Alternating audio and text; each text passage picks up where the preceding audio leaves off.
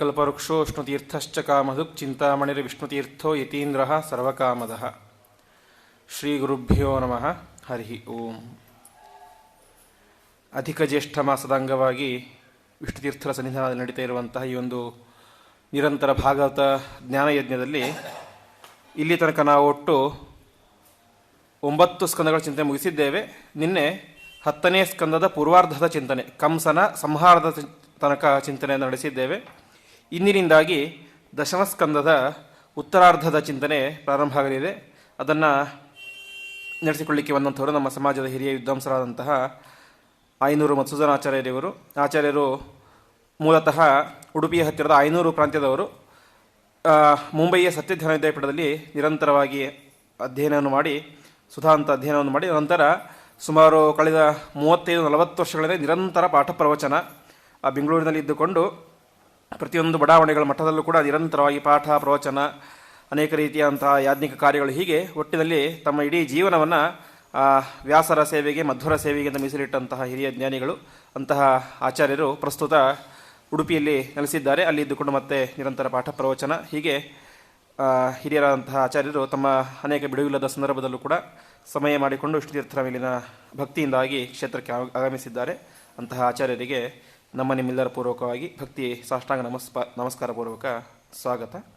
ಆಚಾರ್ಯರು ತಮ್ಮ ಪ್ರವಚನವನ್ನು ಪ್ರಾರಂಭ ಮಾಡಬೇಕಾಗಿ ಪ್ರಾರ್ಥನೆ.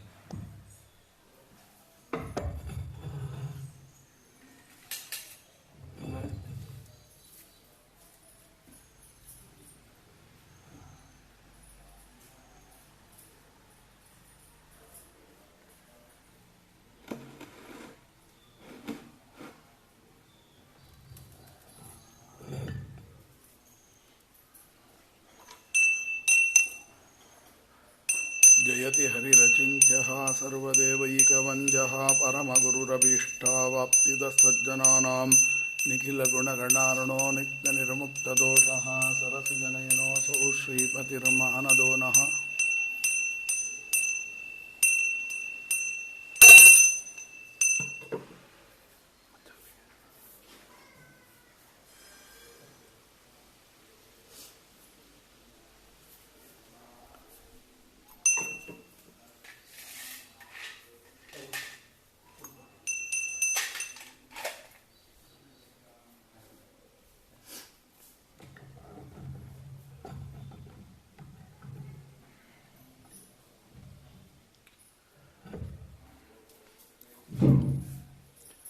ಶ್ರೀ ಗುರುಭ್ಯೋ ನಮಃ.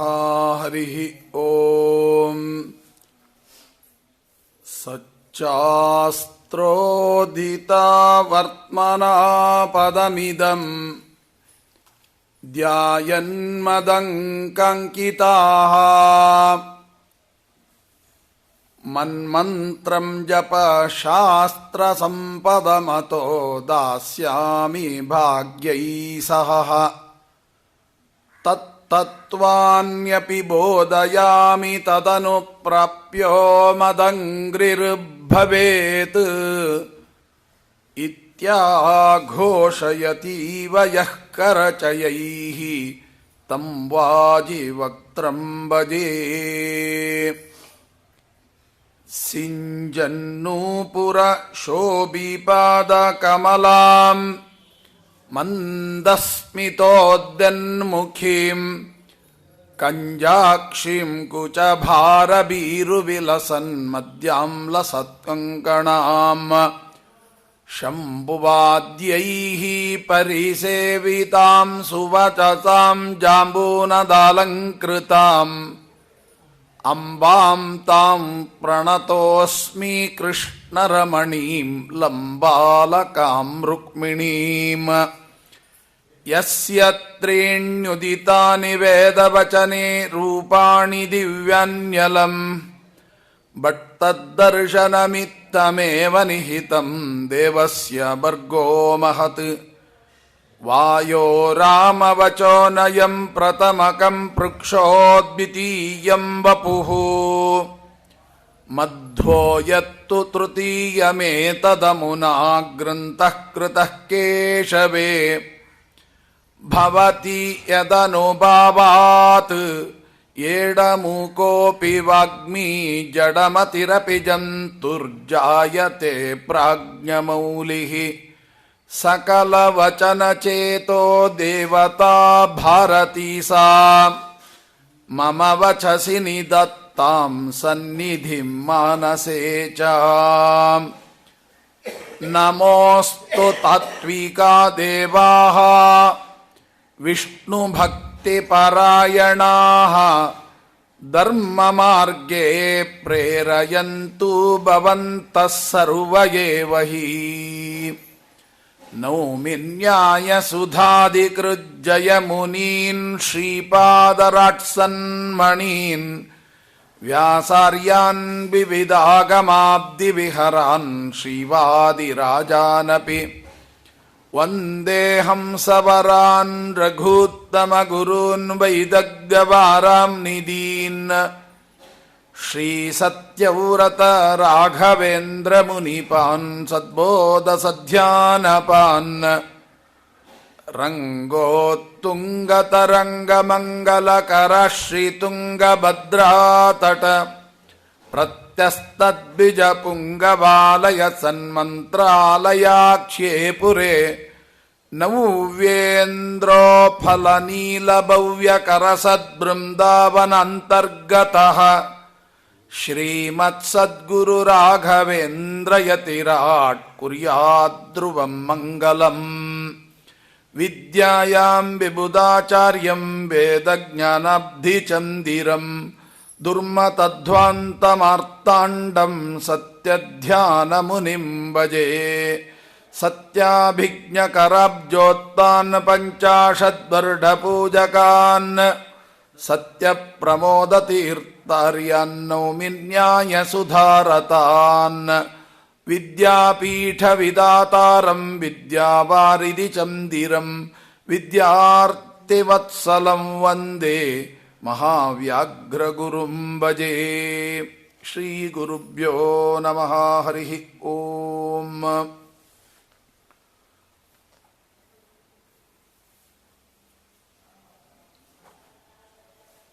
ಸ್ವಸ್ತಿ ಅಸ್ತು ಸತಾಂ ಅಖಿಲ ಸನ್ಮಂಗಲಾನಿ ಭವಂತು. ಶ್ಲೋಕೈಕಶ್ರವಣ ಮಾತ್ರೇಣ ಕಥಾ ವಕ್ತುಶ್ಚ ಶ್ರೋತॄಣಾಂ ನಿಖಿಲ ಕಲಿಕೃತ ಕಲ್ಮಷಾಪನುದನ ಪಟುದರೆ ಧರ್ಮಾರ್ಧ ಕಿಲ ಪುರುತಾರ್ಥ ಸಾಧನೀಭೂತೆ ಶ್ರೀಮದ್ಭಾಗವತ ಮಹಾಪುರಾಣೇ ಕಿಂಚಿತ್ ಪೂರ್ವಕಥಾ ಅನುವಾದೇ ಸತಿ ಯಥಾಮತಿ ಕಥಾನುವಾದಃ. ಹರಿ ಓಂ. ಹರಿ ಓಂ. ಹರಿ ಓಂ. ಜನ್ಮಾದ್ಯಃ ಸಹಿತೋನ್ವಯಾತ್ ಇತರತಶ್ಚ ಅರ್ಥೇಷ್ವಭಿಜ್ಞಸ್ವರಾಟ್ ತೇನೇ ಬ್ರಹ್ಮಹೃದಾಯ ಆದಿಕವಯೇ ಮುಹ್ಯಂತಿ ಯಂ ಸೂರಯಃ. ತೇಜೋ ವಾರಿಮೃದಾಂ ಯಥಾ ವಿನಿಮಯೋ ಯತ್ರ ತ್ರಿಸರ್ಗೋ ಮೃಷಾ ಧಾಮ್ನಾ ಸ್ವೇನ ಸದಾ ನಿರಸ್ತಕುಹಕಂ ಸತ್ಯಂ ಪರಂ ಧೀಮಹಿ. ಸೃಷ್ಟಿಸ್ಥಿತ್ಯಪ್ಯಹೇಯ ನಿಯತಿದೃಷಿತಮೋ ಬಂಧಮೋಕ್ಷಾಶ್ಚ ಯಸ್ಮಾತ್ ಅಸ್ಯ ಶ್ರೀಬ್ರಹ್ಮರುದ್ರಪ್ರಭೃತಿಸುರನರದ್ವೇಷತತ್ರಾತ್ಮಕಸ್ಯ ವಿಷ್ಣೋರ್ವ್ಯಸ್ತಾತ್ ಸಮಸ್ತಾತ್ ಸಕಲಗುಣನಿಧಿಃ ಸರ್ವದೋಷವ್ಯಪೇತಃ ಪೂರ್ಣಾನಂದೋ ವ್ಯಯೇಯೋ ಗುರುರಪಿ ಪರಮಶ್ಚಿಂತಯೇತಂ ಮಹಾಂತಂ. ಶ್ರೀಗುರುಭ್ಯೋ ನಮಃ. ಹರಿ ಓಂ. ಮಾಸನಿಯಾಮಕ ಆನಂದ ಪುರುಷೋತ್ತಮ ಅಥವಾ ಪದ್ಮಿನಿ ಪುರುಷೋತ್ತಮ ಅಂತಹ ಭಗವಂತನ ಅನುಗ್ರಹವನ್ನು ಸಂಪಾದನೆ ಮಾಡಲಿಕ್ಕಾಗಿ ಮುಖ್ಯವಾಗಿ ಹೇಳ್ತಾರೆ, ಅಧಿಕ ಮಾಸದಲ್ಲಿ ಪುರುಷೋತ್ತಮನ ಮಾಸದಲ್ಲಿ ಭಾಗವತದ ಶ್ರವಣ ಅದರ ಮಹಿಮೆಯನ್ನು ಬ್ರಹ್ಮದೇವರಿಂದಲೂ ವರ್ಣಿಸಲಿಕ್ಕೆ ಸಾಧ್ಯ ಇಲ್ಲ, ಅಂತಹ ಫಲವನ್ನು ಕೊಡ್ತಾರೆ ಅಂತ. ಆದರೆ ನಿಜವಾಗಿಯೂ ಕೂಡ ಆ ಪುರುಷೋತ್ತಮ ಮಾಸಕ್ಕೆ ಇಷ್ಟೊಂದು ಮಹತ್ವ ಇದೆಯಾ ಅಂದರೆ ಹೌದು ಅಂತಾರೆ. ಅದರಲ್ಲಿ ವಿಶೇಷ ಅಂತಂದರೆ ಎರಡು ಮಾತುಗಳನ್ನು ಹೇಳಿ ಭಾಗವತದಲ್ಲಿ ಪ್ರವೇಶ ಮಾಡೋದಾದರೆ, 33 ಸಂಖ್ಯೆಗೆ ಭಾರೀ ಪ್ರಾಮುಖ್ಯತೆ. ಅದರಲ್ಲಿಯೂ 33 ಅಪೂಪಗಳ ದಾನವನ್ನು ಪ್ರತಿನಿತ್ಯ ಮಾಡಬೇಕು ಅಂತ. ಹಾಗಾದರೆ 33 ಅಪೂಪಗಳ ದಾನ ಯಾಕೆ, ಆ 33 ಸಂಖ್ಯೆಗೆ ಯಾಕೆ ಅಷ್ಟು ಮಹತ್ವ ಅಂತಂದರೆ, 33 ದೇವತೆಗಳ ಚಿಂತನೆ ಒಂದು ಆದರೆ, ಇನ್ನೊಂದು 33 ಅಂತ ಬರಿಬೇಕಾದ್ರೆ 3 ಅಂತ ಬರಿಬೇಕು. ಏನದು 3 ಅಂತ? ಆಗ ಹೇಳ್ತಾರೆ ಅಪೂಪ ಅದರಲ್ಲಿ 3 ಪದಾರ್ಥಗಳು ಸೇರ್ತಾವೆ. ಯಾವುದದು 3 ಪದಾರ್ಥಗಳು ಅಂತ ಕೇಳಿದಾಗ, ಅಕ್ಕಿ, ಬೆಲ್ಲ, ತುಪ್ಪ, ಈ 3 ಪದಾರ್ಥಗಳೇ 3. ಮತ್ತೊಂದು 3 ಏನು ಅಂದರೆ, ಈ ಪದಾರ್ಥಗಳು ಮೊದಲಿಂದಲೂ ಇತ್ತು, ಆದರೆ ಆ ಪದಾರ್ಥಗಳಲ್ಲಿ 3 ರೂಪಗಳ ಚಿಂತನೆ ಮಾಡಬೇಕಂತೆ. ಯಾವುದದು? ಅಕ್ಕಿಯಲ್ಲಿ ನಾರಾಯಣನ ಚಿಂತನೆ ಮಾಡಬೇಕಂತೆ, ತುಪ್ಪದಲ್ಲಿ ತಾಯಿ ಲಕ್ಷ್ಮೀದೇವಿಯನ್ನು ಚಿಂತನೆ ಮಾಡಬೇಕಂತೆ, ಬೆಲ್ಲದಲ್ಲಿ ವಾಯುದೇವರ ಚಿಂತನೆ ಮಾಡಬೇಕಂತೆ. ಈ 3 ಪದಾರ್ಥಗಳು 3 ಆದರೆ ಅದರಲ್ಲಿರುವ ಭಗವದ್ರೂಪ ಅಂದರೆ ಭಗವಂತ, ಲಕ್ಷ್ಮೀ, ವಾಯುದೇವರನ್ನ ಆ ಪದಾರ್ಥಗಳಲ್ಲಿ ಚಿಂತನೆ ಮಾಡೋದು 3. ಹಾಗಾಗಿ 33 ಅಂದರೆ 3 ಪದಾರ್ಥಗಳಲ್ಲಿ 3 ಭಗವಂತ, ಲಕ್ಷ್ಮೀ, ವಾಯುದೇವರನ್ನು ಚಿಂತನೆ ಮಾಡಿ ಅದರ ಮಿಶ್ರಣ ಮಾಡಿ ಅದನ್ನು ತುಪ್ಪದಲ್ಲಿ ಕರೆದು ಬ್ರಾಹ್ಮಣರಿಗೆ ದಾನ ಮಾಡಬೇಕು ಅಂತ. ಇದಾಯಿತು. ನಾವೇನು ಮಾಡ್ತೇವೆ, ನಿಜವಾಗಿಯೂ 33 ದಿನವೂ ಕೊಡಬೇಕು ಅಂತುಂಟು. 33 ದಿನ ಇಲ್ಲ, ಕೊನೆಗೆ ಎಲ್ಲಿ ಬಂತು, 1 ದಿನವಾದರೂ ಕೊಡಿ ಅಂತ. 1 ದಿನವಾದರೂ ಕೊಡಿ, ಆಗಲಿಲ್ಲ, ಒಬ್ಬರು ಕೊಡ್ತಾರೆ, ಅದರೊಳಗೆ ಕೈ ಮುಟ್ಟಿಬಿಡಿ ಅಂತ ಅಲ್ಲಿ ಹಾಗೆ ಬರ್ತಾ ಬರ್ತಾ ಕಮ್ಮಿ ಆಗ್ತಾ ಹೋಗ್ತದೆ. ಆದರೆ ಎಲ್ಲದಕ್ಕಿಂತಲೂ ಶ್ರೇಷ್ಠವಾಗಿರತಕ್ಕಂತಹ ಅಪೂಪದಾನ ಪ್ರತಿನಿತ್ಯ ಮಾಡುವಂತಹದ್ದು ಯಾವುದದು ಅಂತ ಕೇಳಿದಾಗ ನೋಡಿ, ಒಂದು ಅಪೂಪದ ಯಜ್ಞವೇ ಭಗವಂತನಿಗೆ ಅರ್ಪಣೆ ಮಾಡಬಹುದಂತೆ. ಶಾಸ್ತ್ರದಲ್ಲಿ ಹೇಳ್ತಾರೆ ಹೇಗೆ ಅಂತಂದರೆ, ಒಂದು ಯಜ್ಞಕುಂಡದಲ್ಲಿ 33 ಅಪೂಪಗಳನ್ನು, ಹೇಗೆ ಅಂತ ಕೇಳಿದರೆ ನಮ್ಮ ಬಾಯಿಯೇ ಒಂದು ಯಜ್ಞಕುಂಡ ಅಂತೆ. ಆ ಬಾಯಿಯ ಸುತ್ತ ಇರತಕ್ಕಂತಹ ಗಡ್ಡ ಮೀಸೆಗಳೇ ದರ್ಭೆಗಳಂತೆ. ಆ ಬಾಯಿಯ ಮಧ್ಯದಲ್ಲಿರತಕ್ಕಂಥ ನಾಲಿಗೆಯೇ ಅಗ್ನಿಯಂತೆ. ಆ ಅಗ್ನಿಯಲ್ಲಿ ಈ ಕೈಯೇ ಸೃಕ್ಸಿರುವ ಅಂತೆ. ಇದರೊಳಗೆ ನಾವು ಒಬ್ಬೊಬ್ಬ ಗೃಹಸ್ಥನಿಗೂ 33 ತುತ್ತುಗಳನ್ನು ಮಾತ್ರ ಹೇಳಿದ್ದಾರೆ. ಹಾಗಾದರೆ ಒಂದು ಊಟ ಅಂತ ಒಂದು ವ್ರತ, ಈ 33 ದಿನಗಳಲ್ಲಿ ಏನು ಒಂದೇ ಊಟ. ಆ ಒಂದು ಊಟ ಹೇಗೆ, ಸಿಕ್ಕಾಪಟ್ಟೆ ಅಲ್ಲ, 33 ತುತ್ತು. ಅದು ಎಷ್ಟಾಗುತ್ತೋ 33 ತುತ್ತಿಗೆ ಅಷ್ಟೇ, ಉಳಿದದನ್ನು ಬಿಟ್ಟು ಬಿಡುವಂತಹದ್ದು.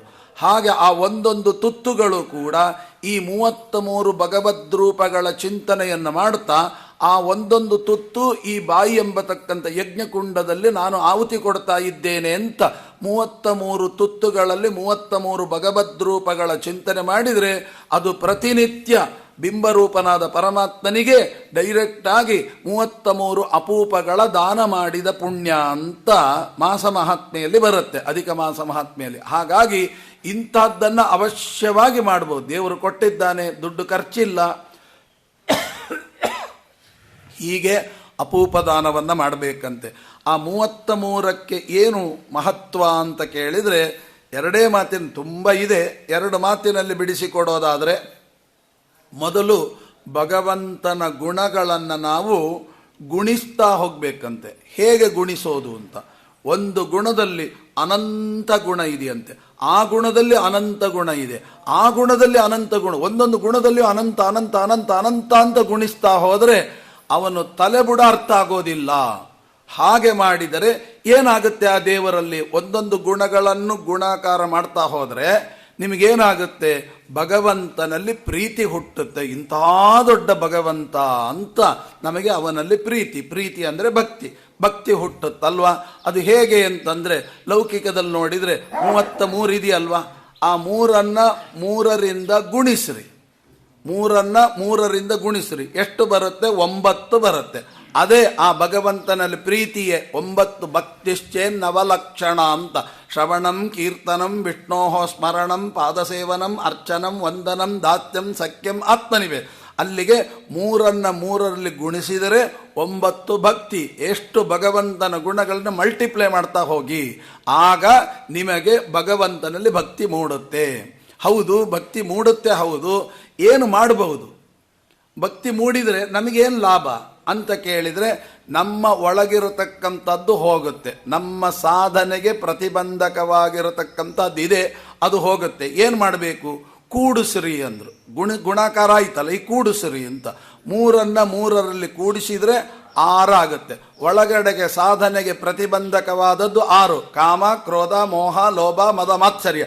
ಅದು ಹೋಗುತ್ತೆ ಅಂತ ಅರ್ಥ. 3 3 ಕೂಡಿಸಿದರೆ ಹೋಗೋದು ಯಾವುದು, ಗುಣಿಸಿದರೆ ಸಿಗೋದು ಯಾವುದು, ಇಷ್ಟ ಆಗುತ್ತೆ. ಆಯಿತು, ಈ 6 ಹೋಯಿತು, ಮುಂದೇನು ಮಾಡಬೇಕು?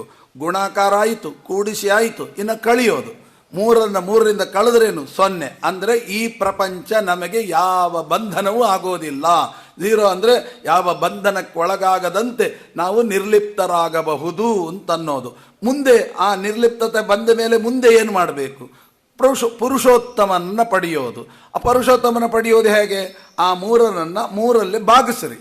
3 ಭಾಗಿಸಿದರೆ 3 1 3, ಅಲ್ಲಿಗೆ 1 ಉಳಿಯಿತು. ಅವನೇ ಪುರುಷೋತ್ತಮ. ಅವ ಸಿಗಬೇಕು ಅಂತಂದರೆ ಈ 33ರಿಂದ ಇವೆಲ್ಲ ಒಳಗಡೆ ಮೊದಲು ಗುಣಿಸಿ, ಕೂಡಿಸಿ, ಕಳೆದು, ಭಾಗಿಸಿದರೆ ಎಲ್ಲ ಆ ಪುರುಷೋತ್ತಮ ನಮಗೆ ಸಿಗುತ್ತಾನೆ ಎಂಬ ತತ್ವವನ್ನು ತಿಳಿಸಲಿಕ್ಕೆ ಸಂಕೇತವಾಗಿ ನಮಗೆ ಹೇಳಿದರು 33 ಅಪೂಪದಾನ ಅಂತ ಇಷ್ಟು ಹೇಳಿಬಿಟ್ರು. ಇದರ ಒಳಗಡೆ ಈಜಾಡೋದು ನಮ್ಮ ತಾಕತ್ತಿನ ಥರ ಹೋಗಬಹುದು ಅಂತ ನಮಗೆ ತಿಳಿಸಿಕೊಡ್ತಾರೆ. ಹೀಗೆ ಇಂತಹ ಅಪೂಪದಾನಾದಿಗಳನ್ನು ನಾವು ಪಡೆಯಲಿಕ್ಕೆ ಅದ್ಭುತವಾದ ಅವಕಾಶಗಳನ್ನು ಕೊಟ್ಟಿದ್ದಾರೆ.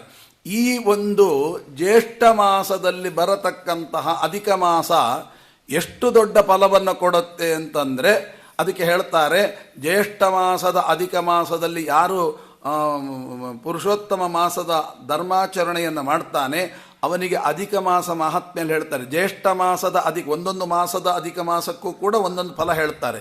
ಈ ಮಾಸದ್ದಕ್ಕೆ ಏನು ಫಲ ಅಂತಂದರೆ ಆಗ ಹೇಳ್ತಾರೆ, ನಮ್ಮ ಸಾಧನೆಗೆ ಪ್ರತಿಬಂಧಕವ ಯಾವುದಿದೆಯೋ ಅವುಗಳಿಗೆ ಸೋಲುಂಟಾಗುವ ಮಾಸ ಅಂದರು.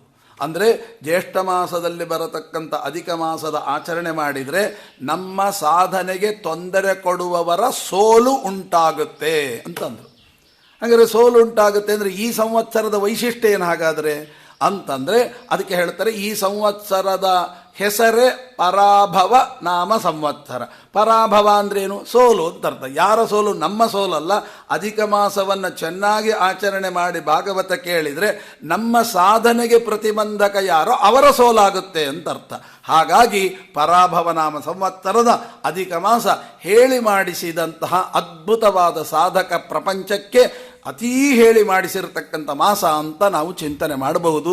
ಇಷ್ಟನ್ನು ಚಿಂತನೆ ಮಾಡಿ ಭಾಗವತದ ಚಿಂತನೆ ಮಾಡೋದಾದರೆ 2 ಮಾತು ಹೇಳಬೇಕು, ಆದ್ದರಿಂದ ಹೇಳಿದ್ದಷ್ಟೇ. ಮುಂದೆ ಭಾಗವತಕ್ಕೆ ನಾವು ಬರೋದಾದರೆ, ನೀವು ಭಾಗವತದಲ್ಲಿ ಮೊದಲನೇ ಸ್ಕಂದದಿಂದ ನೀವು ಕೇಳ್ಕೊಂಡು ಬಂದಿದ್ದೀರಿ. ಮೊದಲನೇ ಸ್ಕಂದದಲ್ಲಿ ನಮಗೆ ಭಗವಂತನನ್ನು ಯಾಕೆ ತಿಳಿಯಬೇಕು, ಭಗವಂತನನ್ನು ತಿಳಿಯಬೇಕು ಎಂಬ ಇಚ್ಛಾ ನಮ್ಮಲ್ಲಿ ಹುಟ್ಟದಿದ್ದರೆ ದೇವರು ಹತ್ತಿರ ಸುಳಿಯಲ್ಲ.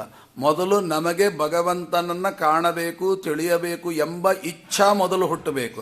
ಆಗ ದೇವರು ಆ ಇಚ್ಛಾ ಪೂರ್ತಿ ಮಾಡ್ತಾನೆ. ಅದಕ್ಕೆ ಮೊದಲನೇ ಸ್ಕಂದದ ಸಾರ ಏನು, ಪರೀಕ್ಷಿತ ರಾಜರು ಅಲ್ಲಿ ತನಕ ಇದ್ದರು, ಏನು ತಿಳಿಬೇಕು ಅಂತ ಮನಸ್ಸು ಮಾಡಿರಲಿಲ್ಲ. ಯಾವಾಗ ತಕ್ಷಕನ ಶಾಪದ ವಿಚಾರ ಗೊತ್ತಾಗುತ್ತೆ ಆಗ ಪ್ರಾಯೋಪವೇಶಕ್ಕೆ ಕೂತು ಭಾಗವತ ಕೇಳಬೇಕು ಅಂತಂದಾಗ ಭಗವಂತ ಶುಕಾಚಾರ್ಯನ ಕಳಿಸಿ ಭಾಗವತದ ಚಿಂತನೆ ಮಾಡಿಸಿದರು ಅಂತ. ಹಾಗಾದರೆ ಮೊದಲನೇ ಸ್ಕಂದ ನಮಗೇನು ತಿಳಿಸ್ತು? ನಾವು ಮೊದಲು ಇಚ್ಛಾ ಮಾಡಬೇಕು. ಏನಂತ? ಭಗವಂತ ನಿನ್ನನ್ನು ಕಾಣಬೇಕು ಅಂತ ಆ ತುಡಿತ ನಮ್ಮಲ್ಲಿ ಬರಬೇಕು. ತುಡಿತ ಬಂದರೆ ದೇವರು ನಮಗೆ ವ್ಯವಸ್ಥೆ ಮಾಡ್ತಾನೆ. ಆ ತುಡಿತವೇ ನಮ್ಮಲ್ಲಿ ಇಲ್ಲ ಅಂತ ಶ್ರೀಪಾದರಾಜರ ಬಾಯಿಂದ ನಾವು ಕೇಳಬೇಕು. ಅದಕ್ಕೆ ಹೇಳ್ತಾರೆ, ದಯಮಾಡಿ ಸಲಹಯ್ಯ ಅಂತ ಹೇಳುವಾಗ ಒಂದು ಮಾತು ಹೇಳ್ತಾರೆ, ನಿನ್ನ ನೆನಹಿನ ಆತುರ ಕೊಟ್ಟು ಸಲಹಯ್ಯ. ಅಂದರೆ ನಿನ್ನನ್ನು ತಿಳಿಬೇಕು ಅಂತ ಆತುರವೇ ನಮ್ಮಲ್ಲಿಲ್ಲ, ಅದು ಮೊದಲು ಕೊಡು. ಅದು ಕೊಟ್ಟರೆ ದೇವರು ಅದನ್ನು ಪೂರ್ತಿ ಮಾಡ್ತಾನೆ. ನನಗೆ ಇಲ್ದಿದ್ರೆ ನಿನಗಿಲ್ಲಲ್ಲ, ಬಂದಾಗ ನೋಡೋಣ ಅಂತ ಸುಮ್ಮನೆ ಕೂತು ಬಿಡ್ತಾನೆ. ಆತುರತೆ ಯಾವಾಗ ಬರುತ್ತೆ ಭಗವಂತ ತಾನೇ ಕಳಿಸಿ ವ್ಯವಸ್ಥೆ ಮಾಡ್ತಾನೆ ಎಂಬ ಸಂದೇಶ ಮೊದಲನೇ ಸ್ಕಂದದಲ್ಲಿ ಯಾರಿಗೆ? ಪರೀಕ್ಷಿತ ರಾಜರಿಗೆ ಆ ಇಚ್ಛಾ ಬಂದು ಕೊಳ್ಳೆ ಶುಕಾಚಾರ್ಯರು ಬಂದು ಭಾಗವತ ಹೇಳಿದರು. ಇಷ್ಟು ನಮ್ಮ ಕತೆ ಗೊತ್ತಾಯಿತು ಮೊದಲನೇ ಸ್ಕಂದ. ಎರಡನೇ ಸ್ಕಂದದಲ್ಲಿ ತಿಳಿಬೇಕು ಅಂತಂದರೆ ಇಷ್ಟು ಸುಲಭವಾ ಅಂತ ಕೇಳಿದರೆ ಇಲ್ಲ ಅಂತಾರೆ. 14 ಲೋಕಗಳಲ್ಲಿ ವ್ಯಾಪ್ತವಾದ ಒಂದು ವಿರಾಟ್ ರೂಪದ ಚಿಂತನೆ ಮಾಡಬೇಕಂತೆ. ಅದು ಚಿಂತನೆ ಮಾಡಿಬಿಟ್ರೆ ಇದಕ್ಕೆ ಪ್ರತಿಬಂಧಕ ಏನಿದೆಯಲ್ಲ ಅದೆಲ್ಲ ದೂರ ಆಗುತ್ತಂತೆ. ಅಂತ 14 ಅತಲ ವಿತಲ ಸುತಲ ರಸಾತಲ ತಲಾತಲ ಮಹಾತಲ ಪಾತಾಲ ಭೂಲೋಕ ಭೂರ್ಲೋಕ ಸುವರ್ಲೋಕ ಮಹೋಲೋಕ ಜನೋಲೋಕ ತಪೋಲೋಕ ಸತ್ಯಲೋಕ ವೈಕುಂಠ ಇದೆಲ್ಲದು ಒಂದು ಭಗವಂತನ ಪ್ರತಿಮೆ ಎಂಬುವಂತಹ ಚಿತ್ರಣವನ್ನು ಕೊಟ್ಟದ್ದೇ ಎರಡನೇ ಸ್ಕಂದ. ಅಲ್ಲಿಗೆ ಎರಡನೇ ಸ್ಕಂದದಲ್ಲಿ ಏನಾಯಿತು, ಇಚ್ಛಾ ಪಟ್ರಿ. ಇಚ್ಛೆ ಪಟ್ಟಿದ್ದಕ್ಕೆ ಭಗವಂತ ಹೇಳಿದ ಆ ರೂಪ ಈ ರೂಪ ಬಿಡು, ವಿರಾಟ್ ರೂಪದ ಚಿಂತನೆ ಮಾಡು, ನಿನ್ನ ಭವಬಂಧನಗಳು ಕಳಚಿ ಹೋಗುತ್ತೆ ಅಂತ ಎರಡನೇ ಸ್ಕಂದ ತಿಳಿಸ್ತು. ಮೂರನೇ ಸ್ಕಂದದಲ್ಲಿ ಹೌದು ಅಷ್ಟು ಸುಲಭವಾಗಿ ಸಿಗುತ್ತಾ ಆ ವಿರಾಟ್ ರೂಪದ ಇಲ್ಲ, ಮತ್ತೇನು ಮಾಡಬೇಕು, ನಮ್ಮ ಸ್ವರೂಪೋದ್ಧಾರಕ ಗುರುಗಳು ಅಂತ ಬರ್ತಾರೆ, ಅವರೇ ನಮ್ಮ ಬಿಂಬರೂಪನನ್ನು ತಿಳಿಸೋದೇ ಹೊರತು ಬೇರೆ ಯಾರು ನಮ್ಮ ಬಿಂಬನನ್ನು ಎಲ್ಲರಿಂದಲೂ ತತ್ವಜ್ಞಾನ ಪಡಿಬಹುದು. ಬಿಂಬೋಪಾಸನೆ ಬಿಂಬನ ಚಿಂತನೆ ಆಗಬೇಕು ಅಂದರೆ ನಮಗೆ ಸ್ವರೂಪೋದ್ಧಾರಕ ಗುರುಗಳು ಬರಲೇಬೇಕು.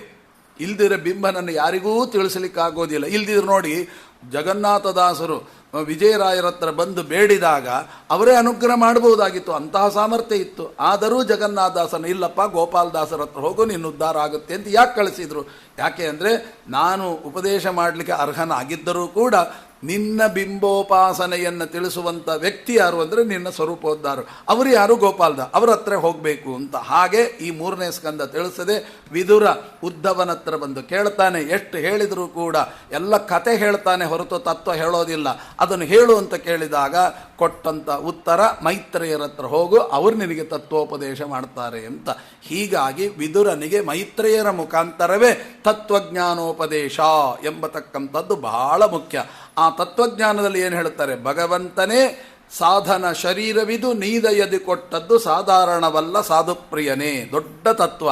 ಆಗ ಅಂದರೆ ಹೇಗೆ ಅಂದರೆ ಸಾಧಕನಿಗೆ ಈ ಶರೀರವೇ ಪ್ರಧಾನ, ಈ ಶರೀರ ಬಹಳ ಮಹತ್ವದ್ದು ಅಂತ. ಅದಕ್ಕೆ ಯಾರೋ ಹೇಳ್ತಾ ಇದ್ರು, ಏನು ಮಾನವ ಜನ್ಮ ದೊಡ್ಡದು. ಹೌದು, ಮಾನವ ಜನ್ಮ ದೊಡ್ಡದು ಅಂತ ಹೇಳಿಬಿಟ್ರು. ಯಾರಿಗೆ ಅಂತ ಹೇಳಲಿಲ್ಲ. ಯಾರಿಗೆ ಸಾಧನೆ ಮಾಡಿಕೊಳ್ಳೋವರಿಗೆ ಮಾತ್ರ ಮಾನವ ಜನ್ಮ ದೊಡ್ಡದೇ ಹೊರತು ಸುಮ್ಮನೆ ತಿಂದು ಉಂಡು ಮಲಗೋವನಿಗೆ ಸಾಧನೆ ಮಾನವ ಶರೀರ ಏನು ಪ್ರಾಣಿ ಶರೀರ ಎಲ್ಲ ಒಂದೇ. ಹಾಗಾಗಿ ಸಾಧನೆ ಮಾಡುವವರಿಗೆ ಅಂತ ಅರ್ಥ ಇಟ್ಕೋಬೇಕಲ್ಲಿ. ಹಾಗಾಗಿ ಸಾಧನೆ ಮಾಡುವವರಿಗೆ ಇದು ಮಾನವ ಜನ್ಮ. ಯಾಕೆ ಇದು ದೊಡ್ಡ ಇದು ಇಂಥ ಸಾಧನಾ ಕ್ಷೇತ್ರ ಮತ್ತೊಂದಿಲ್ಲ, ಧರ್ಮಕ್ಷೇತ್ರ ಕುರುಕ್ಷೇತ್ರ ಅಂತ ಹೇಳಿದ ಹಾಗೆ. ಹಾಗಾಗಿ ಮೂರನೇ ಸ್ಕಂದ ನಮಗೆ ಒಂದು ದೊಡ್ಡ ಸಾಧನೆಯನ್ನು ತಿಳಿಸ್ತದೆ. ಈ ಸಾಧಕ ಪ್ರಪಂಚಕ್ಕೆ ಅಲ್ಲೊಂದು ಸಿಂಬಲ್ ಆಗಿ ಹೇಳಿದರು. ಏನು ಅಂತ, ವರಾಹ ರೂಪಿಯಾಗಿರ್ತಕ್ಕಂಥ ಪರಮಾತ್ಮ ಸಾಧನಾ ಪ್ರಪಂಚಕ್ಕೆ ದೊಡ್ಡ ಭೂಮಿಯನ್ನು ಎತ್ತಿಕೊಟ್ಟ ಅಂತ. ಅದರಿಂದ ಸಾಧನ ಶರೀರವನ್ನು ಭಗವಂತ ಕೊಟ್ಟ. ಇದನ್ನೇ ದಾಸರು ಹೇಳಿದ್ದು, ಸಾಧನ ಶರೀರವಿದು ನೀದಯದಿ ಕೊಟ್ಟದ್ದು. ಏನು ತತ್ವ ಅಂತನ್ನುವಂಥ ವಿಸ್ತಾರವಾದ ವಿವರಣೆ ನಮಗೆ ಮೂರನೇ ಸ್ಕಂದ. ಈ ಚಿಂತನೆ ಸಾಧನಾ ಶರೀರವನ್ನು ಕೊಟ್ಟದ್ದು ಭೂವರಾಹ ದೇವರು ಅಂತ ಚಿಂತನೆ ಮಾಡಿದರೆ ನಮ್ಮ ಪಿಂಡಾಂಡದೊಳಗೆ 5 ಕೋಶಗಳಿದೆ. ಅನ್ನಮಯ ಕೋಶ, ಪ್ರಾಣಮಯ ಕೋಶ, ಮನೋಮಯ ಕೋಶ, ವಿಜ್ಞಾನಮಯ ಕೋಶ, ಆನಂದಮಯ ಕೋಶ. ಆನಂದಮಯ ಕೋಶ ಬಿಂಬ, ಅವನನ್ನು ತಿಳಿಸೋದೇ ವಿಜ್ಞಾನಮಯ ಕೋಶಕ್ಕೆ ಹೋಗದೆ ಆನಂದಮಯ ಕೋಶಕ್ಕೆ ಹೋಗ್ಲಿಕ್ಕಾಗಲ್ಲ. ಆ ವಿಜ್ಞಾನಮಯ ಕೋಶ ಯಾರು? ವರಾಹ. ತಿರುಪತಿ ದರ್ಶನ ಮಾಡಬೇಕಾದ್ರೂ ಮೊದಲು ವರಾಹ ದರ್ಶನ ಮಾಡಬೇಕು, ಆಮೇಲೆ ಶ್ರೀನಿವಾಸನ ದರ್ಶನ. ಅಂದರೆ ಬಿಂಬನ ಕಾಣಬೇಕಾದ್ರೆ ವರಾಹ ದರ್ಶನ ಆಗಬೇಕು ಅಂತ. ಅದರಿಂದಲೇ ನಿನಗೆ ಬಿಂಬನ ದರ್ಶನ ಅಂತ ಪಾಠವನ್ನು ಹೇಳಿದ ತತ್ವ ಅದು ಯಾವ ಸ್ಕಂದ? ಮೂರನೇ ಸ್ಕಂದ, ವರಾಹ. ಅದರಿಂದ ಅದು ಹೇಗೆ ಅನ್ನುವಂಥದ್ದನ್ನು ಕಪಿಲೋಪಾಖ್ಯಾನ ಕೇಳಬೇಕು. ಸಂಪೂರ್ಣ ವಿಸ್ತಾರವಾದಂಥ ಕಥೆ. ಕೊನೆಗೆ ಇಷ್ಟೆಲ್ಲ ಆದಮೇಲೂ ಕೂಡ ಸಾಧನೆಯಲ್ಲಿ ಎಡುವುದು ಎಲ್ಲಿ ಗೊತ್ತಾ? ವೈಷ್ಣವರ ದ್ವೇಷ. ಇಷ್ಟೆಲ್ಲ ಗೊತ್ತಿದೆ ನಮಗೆ, ಗೊತ್ತಿದ್ದು ವೈಷ್ಣವರ ದ್ವೇಷ ಸಿಕ್ಕಾಪಟ್ಟೆ ಮಾಡಿ ಇದ್ದ ಸಾಧನೆಯನ್ನು ಹಾಳು ಮಾಡಿಬಿಡ್ತೇವೆ. ಅದಕ್ಕೆ ದಿನಾ ದೇವ್ರ ಪೂಜೆ ಮಾಡುವಾಗ ವೈಷ್ಣವ ದ್ವೇಷ ಹೇತುನ್ಮೆ ಭಸ್ಮಸಾತ್ ಕುರು ಮಾಧವ. ಆದರೆ ಅದಕ್ಕೆ ವೈಷ್ಣವರ ದ್ವೇಷ ಮಾಡಿದರೆ ಏನು, ಇದ್ದದ್ದು ಕಳ್ಕೋಬೇಕು ಅನ್ನೋದಕ್ಕೆ ಒಳ್ಳೆ ದೃಷ್ಟಾಂತ 4ನೇ ಸ್ಕಂದ. ಯಾರು ವೈಷ್ಣವೋತ್ತಮರು, ಯಾರು ಮಹಾರುದ್ರದೇವರು, ಅವರ ದ್ವೇಷವನ್ನು ಮಾಡಿ ಏನಾಯಿತು ದಕ್ಷ ಪ್ರಜಾಪತಿಗಳೇ ಅನ್ನೋದನ್ನು ನೋಡಿ ವೈಷ್ಣವರ ದ್ವೇಷ ಎಂದಿಗೂ ಮಾಡಬಾರ್ದು ಎಂಬತಕ್ಕಂಥ ಒಂದು ಅದ್ಭುತವಾದ ಚಿಂತನೆ 4ನೇ ಸ್ಕಂದದಲ್ಲಿ ನಮಗೆ ತಿಳಿಸ್ತಾರೆ. ಕೊನೆಗೆ ಆ ಮೋಕ್ಷವನ್ನು ಕೊಡತಕ್ಕಂಥವನು ಯಾರು? ವಾಸುದೇವರೂಪಿಯಾದ ಪರಮಾತ್ಮ. ಧ್ರುವರಾಜರು ಆ ವಾಸುದೇವನನ್ನು ಉಪಾಸನೆ ಮಾಡಿ ಮೋಕ್ಷವನ್ನು ಪಡೆದರು. ಎಂಥ ಮೋಕ್ಷ! ಸಾಕ್ಷಾತ್ ಧ್ರುವ ಪದವಿಯನ್ನೇ ಪಡೆದರು. ಇತ್ಯಾದಿ ಕಥೆಗಳನ್ನೆಲ್ಲ 4ನೇ ಸ್ಕಂದದಲ್ಲಿ ನಾವು ಕೇಳ್ತೇವೆ. 5ನೇ ಸ್ಕಂದದಲ್ಲಿ ನೋಡುವಾಗ ಭೂಗೋಳ ವರ್ಣನೆ, ಖಗೋಳ ವರ್ಣನೆ ವಿಸ್ತಾರವಾಗಿರತಕ್ಕಂಥದ್ದು. ಇದರಲ್ಲಿ ಈ ಸಾಧನಾ ಪ್ರಪಂಚದಲ್ಲಿ ನಾವು ಹೋಗ್ತಾ ಇರುವಾಗ ಸ್ವಲ್ಪ ಎಡವಿದರೂ ಕೂಡ ನರಕ ತಪ್ಪಿದ್ದಲ್ಲ ಅಂತ ಅದನ್ನು ಸರಿಯಾಗಿ ಮನದಟ್ಟು ಮಾಡಿಕೊಡ್ಲಿಕ್ಕಾಗಿ 5ನೇ ಸ್ಕಂದದಲ್ಲಿ ನರಕದ ವರ್ಣನೆ, ಯಾವ ಪಾಪ ಮಾಡಿದವರಿಗೆ ಯಾವ್ಯಾವ ನರಕ ಅಂತ. ಹೌದ್ರಿ, ಏನೋ ಗೊತ್ತಿಲ್ಲದೆ ಮಾಡಿಬಿಟ್ಟಿದ್ದೀವಿ, ಇಂಥ ನರಕದಿಂದ ಪಾರಾಗಲಿಕ್ಕೆ ಅಂತ ಗಾಬರಿ ಪಡಬೇಡಿ. ಭಾಗವತಕಾರರು ನಮಗೆ ಎಷ್ಟು ಕರುಣಾಮಯಿಗಳು ಅಂತಂದರೆ ಏನಿಲ್ಲ, ಅಂಥ ಪಾಪಗಳನ್ನು ಪರಿಹಾರ ಮಾಡಲಿಕ್ಕೆ ಒಂದು ಭಗವಂತನ ನಾಮಸ್ಮರಣೆಯನ್ನು ಭಕ್ತಿಯಿಂದ ಉಚ್ಚಾರ ಮಾಡಿಬಿಟ್ರೆ ಸಾಕು ಎಂಬುದಕ್ಕೆ ಒಂದು ಕಥೆಯನ್ನೇ ಹೇಳಿ ನಾಮಸ್ಮರಣೆಯ ಮಹತ್ವವನ್ನು ಜಗತ್ತಿಗೆ ಸಾರ್ತಾರೆ. 6ನೇ ಸ್ಕಂದದಲ್ಲಿ ಅಜಾಮಿಳನ ಕಥೆ. ನಾಮ್ನೋತಿ ಯಾವತಿ ಶಕ್ತಿಗೆ ಪಾಪ ನಿರ್ಹರಣೆ ಹರೇಹೇ ತಾವತ್ ಕರ್ತು ನ ಶಕ್ನೋತಿ ಪಾತಕಂ ಪಾತಕೀ ಜನ ಅಂತ ಹೇಳಿ ಅದ್ಭುತವಾದ ವಿವರಣೆಯನ್ನು ಕೊಡ್ತಾರೆ. ಅಷ್ಟೇ ಅಲ್ಲ, ಒಂದೊಂದು ನಾಮದಲ್ಲೂ ಒಂದೊಂದು ತೂಕ ಇದೆ ಅಂತ ವರ್ಣನೆ ಮಾಡ್ತಾರೆ. ಆ ತೂಕ ಯಾವುದು ಅಂತ ಕೇಳಿದಾಗ ನಾರಾಯಣ ವರ್ಮದಲ್ಲಿ ನಾವು ನೋಡ್ತೇವೆ. ನೀರಿನಲ್ಲಿ ಜಲೇ ರಕ್ಷತು ಮಾಂ ಮತ್ಸ್ಯಮೂರ್ತಿ, ಮತ್ಸ್ಯಮೂರ್ತಿ ಆಗಿರ್ತಕ್ಕಂಥ ಪರಮಾತ್ಮ ನೀರಿನಲ್ಲಿ ರಕ್ಷಣೆ ಮಾಡಿ. ಕೇ ಅವತು ತ್ರಿವಿಕ್ರಮ ವಾಮನೋ ವಟು, ಅಂದರೆ ಆ ಮಾರ್ಗದ ಮಧ್ಯದಲ್ಲಿ ವಾಮನ ನಮ್ಮನ್ನು ಕಾಪಾಡಲಿ. ಆಮೇಲೆ ಅಜಿಮುಖಾದಿಶು ಅರಿ, ಅಂದರೆ ಯಾರು, ನರಸಿಂಹನನ್ನ ಚಿಂತನೆ, ಎಲ್ಲ ಒಂದೊಂದು ಹೇಳ್ತಾರೆ. ಅಲ್ರಿ, ಆ ಪ್ರಸಂಗ ನಮಗೆ ಬರದಿದ್ದರೆ ವೇಷ್ಟಾ ಅಂತ ಪ್ರಶ್ನೆ ಬರುತ್ತೆ. ನೀರಿನಲ್ಲಿ ಅಂದರೆ ನೀರಿನಲ್ಲಿ ಮುಳುಗಿದಾಗ ನಾವು ಎಲ್ಲಿ ನೆನಪಿರ್ತದೆ? ನೀರಿನಲ್ಲಿ ಮುಳುಗಿದಾಗ ಮತ್ಸ್ಯ ಅಂದರೆ ಹಾಗಲ್ಲ, ಅದು ಒಳಗಿನ ಅರ್ಥ ಹೇಳ್ತಾರೆ. ಹಾಗಲ್ಲ, ಏನು ಮಾಡಿ ಅಂದರೆ ಈ ಸಂಸಾರವೇ ನೀರು, ಈ ಸಂಸಾರದಲ್ಲಿ ಮುಳುಗಿದಾಗ ಮತ್ಸ್ಯನ ಅಲ್ಲ, ಸಂಸಾರದಲ್ಲಿ ಮುಳುಗಿದ್ದಕ್ಕೂ ಮತ್ಸ್ಯ ಯಾಕೆ ಅಂತ ಕೇಳಿದಾಗ ಮತ್ಸ್ಯನ ಕೆಲಸ ಏನು ಗೊತ್ತಾ? ಸಂಸಾರದಲ್ಲಿ ಮುಳುಗಿದ್ಕೊಂಡು ನಮಗೆ ಒಂದು ಅಹಂಕಾರ, ಮದ ಬರುತ್ತೆ. ಏನಂತ? ನನ್ನಿಂದ ಈ ಪ್ರಪಂಚ ನಡೀತಾ ಇದೆ, ನನ್ನಿಂದ ನನ್ನ ಹೆಂಡತಿ ಬದುಕಿದ್ದಾಳೆ, ನನ್ನಿಂದ ನನ್ನ ಮಕ್ಕಳು ಬದುಕ್ತಾ ಇದ್ದಾರೆ, ನನ್ನಿಂದ ಇವರು ಎಲ್ಲ ನನ್ನಿಂದ ನಾನು ದುಡಿಯದಿದ್ರೆ ಏನಿಲ್ಲ ಅನ್ನುವ ಮದ ಬರ್ತದೆ.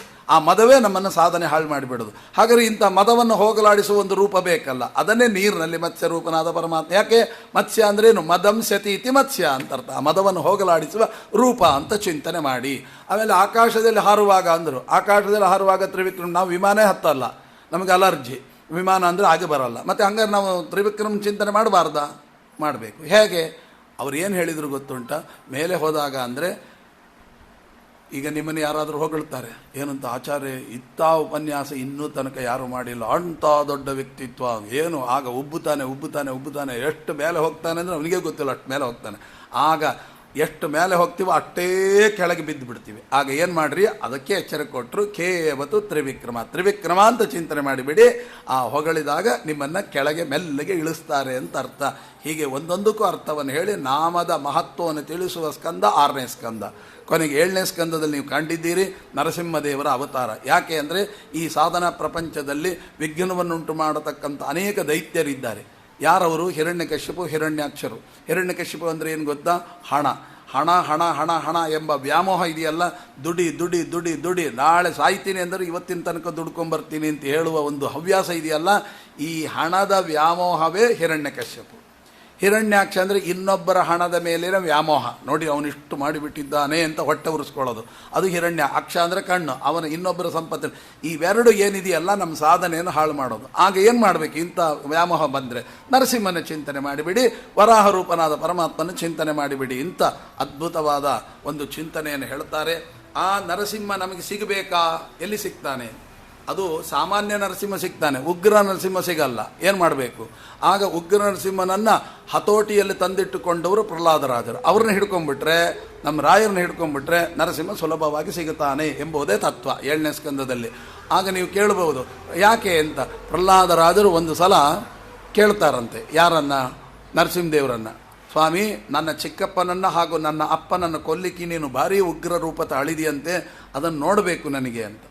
ಆಯ್ತಪ್ಪ ಅಂತ. ಅಲ್ಲ, ಇಬ್ಬರನ್ನೂ ಒಟ್ಟಿಗೆ ನೋಡಬೇಕು. ಆಯಿತು ಅಂದ್ರಂತೆ. ಆಗ ಭಗವಂತ ವರಾಹನು ನರಸಿಂಹನು ಇಬ್ಬರು ಒಟ್ಟಿಗೆ ಉಗ್ರ ರೂಪ ತೋರಿಸಿದ್ರಂತೆ.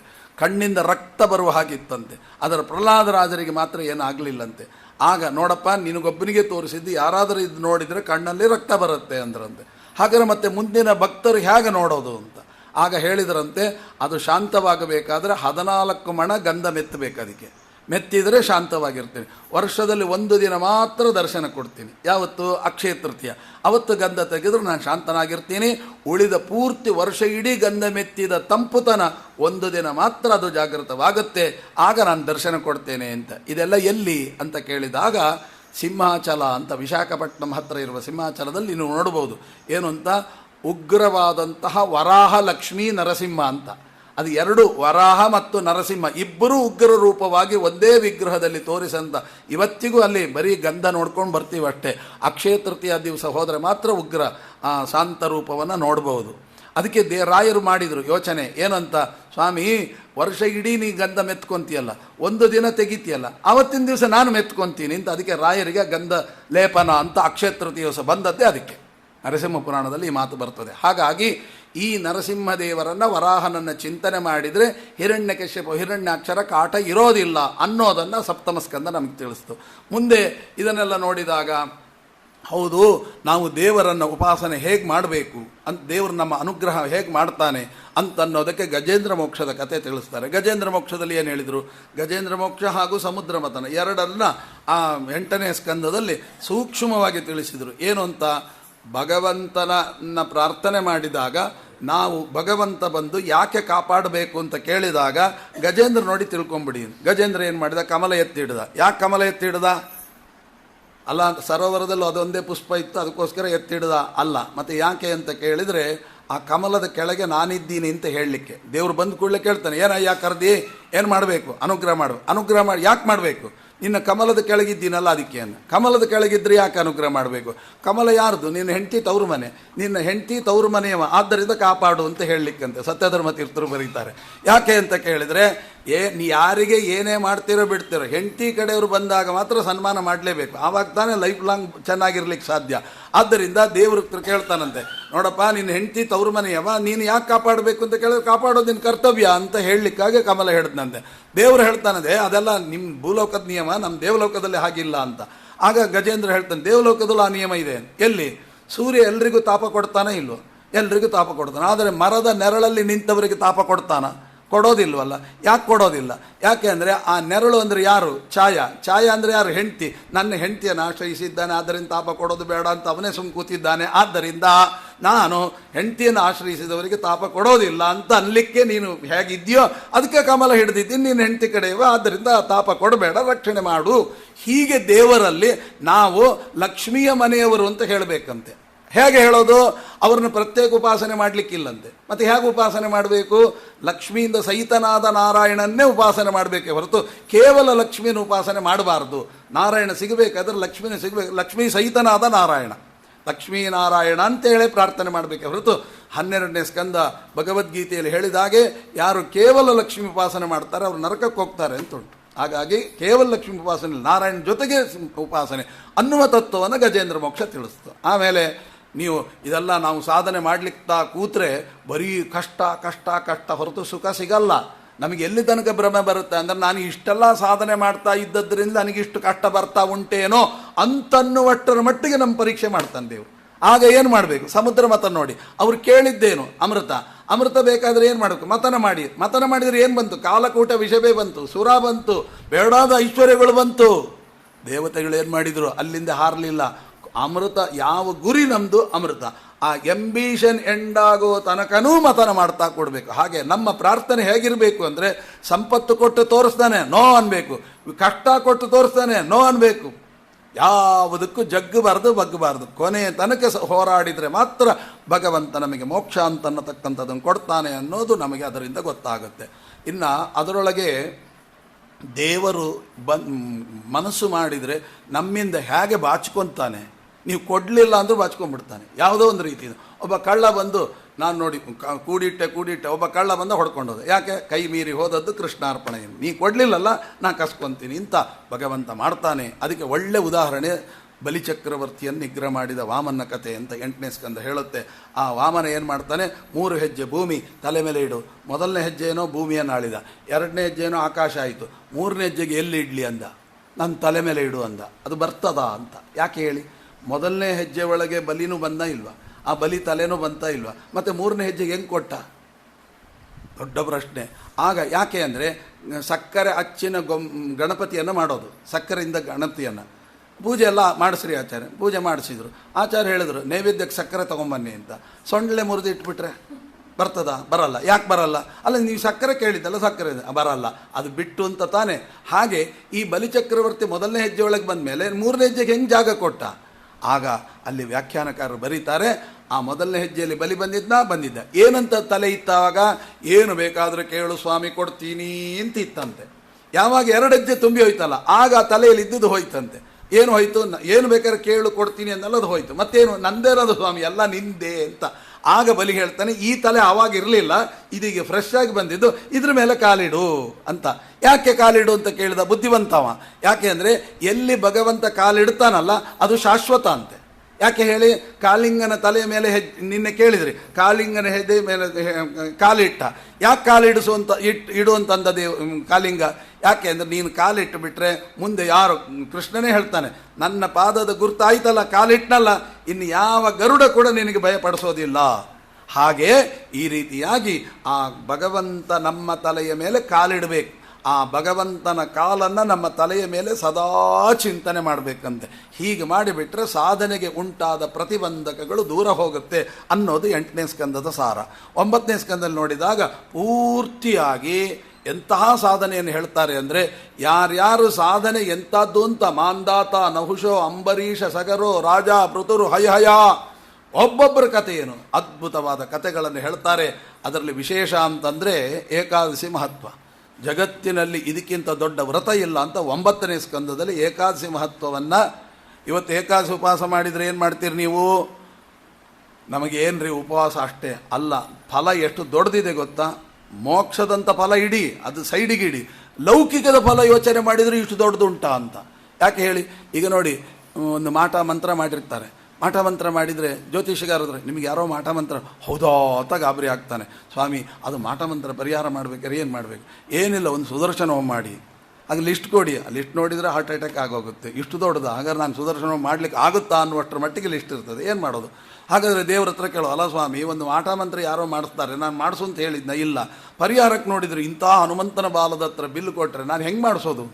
ದೇವರಂದ, ನೀನು ಆ ದಾರಿ ಹಿಡಿದ್ರೆ ನಾನೇನು ಮಾಡಲಿ? ಆ ದಾರಿ ಹಿಡಿದು ನಿನ್ನ ಹಣೆ ಬಾರ ಖರ್ಚು ಮಾಡು.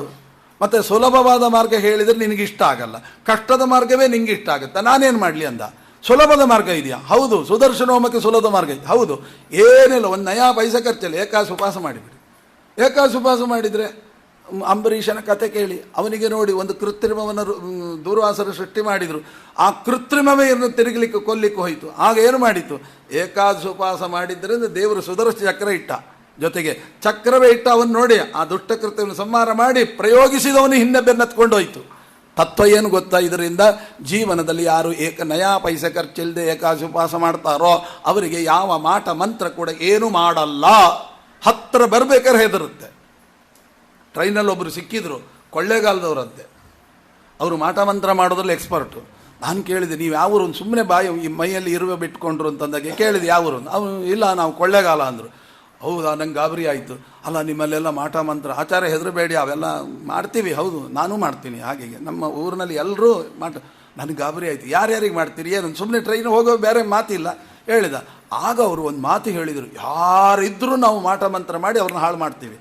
ಆದರೆ ಆಚಾರ್ಯ, ಒಂದು ವಿಷಯ ಗೊತ್ತಾ? ಸೀಕ್ರೆಟ್ ಒಂದು ಏನು? ಏಕಾದಶಿ ಉಪವಾಸ ಮಾಡ್ತಾರಲ್ಲ, ಅವ್ರ ಹತ್ತಿರ ಹೋಗ್ಲಿಕ್ಕಾಗಲ್ಲ. ಅವ್ರಿಗೆ ಏನಾದ್ರು ನಾವು ಪ್ರಯೋಗ ಮಾಡಿದ್ರೆ ರಿವರ್ಸ್ ಹೊಡಿತದೆ ನಮಗೆ ಅಂತ ಅವನೇ ಹೇಳಿದ ಮಾತು. ನನಗೆ ಆವಾಗಂತೂ ಏಕಾದಶಿ ಮಾತ್ರ ಇಷ್ಟು ದೊಡ್ಡದನ್ನು ಶ್ರೀಮದಾಚಾರ್ಯ ಪ್ರತಿಯೊಬ್ಬರು ಮಾಡಬೇಕು ಅಂತ ಕಂಡೀಷನ್ ಮಾಡಿಕೊಟ್ಟಿದ್ದಾರೆ. ಏಕಾದಶಿಯ ಮಹತ್ವವನ್ನು ತಿಳಿಸಲಿಕ್ಕೆ ಒಂದು ಸ್ಕಂದ ಇಟ್ಟರು. ಆ 9ನೇ ಸ್ಕಂದ ಎಂಥ ಅದ್ಭುತವಾದ ಸ್ಕಂದ.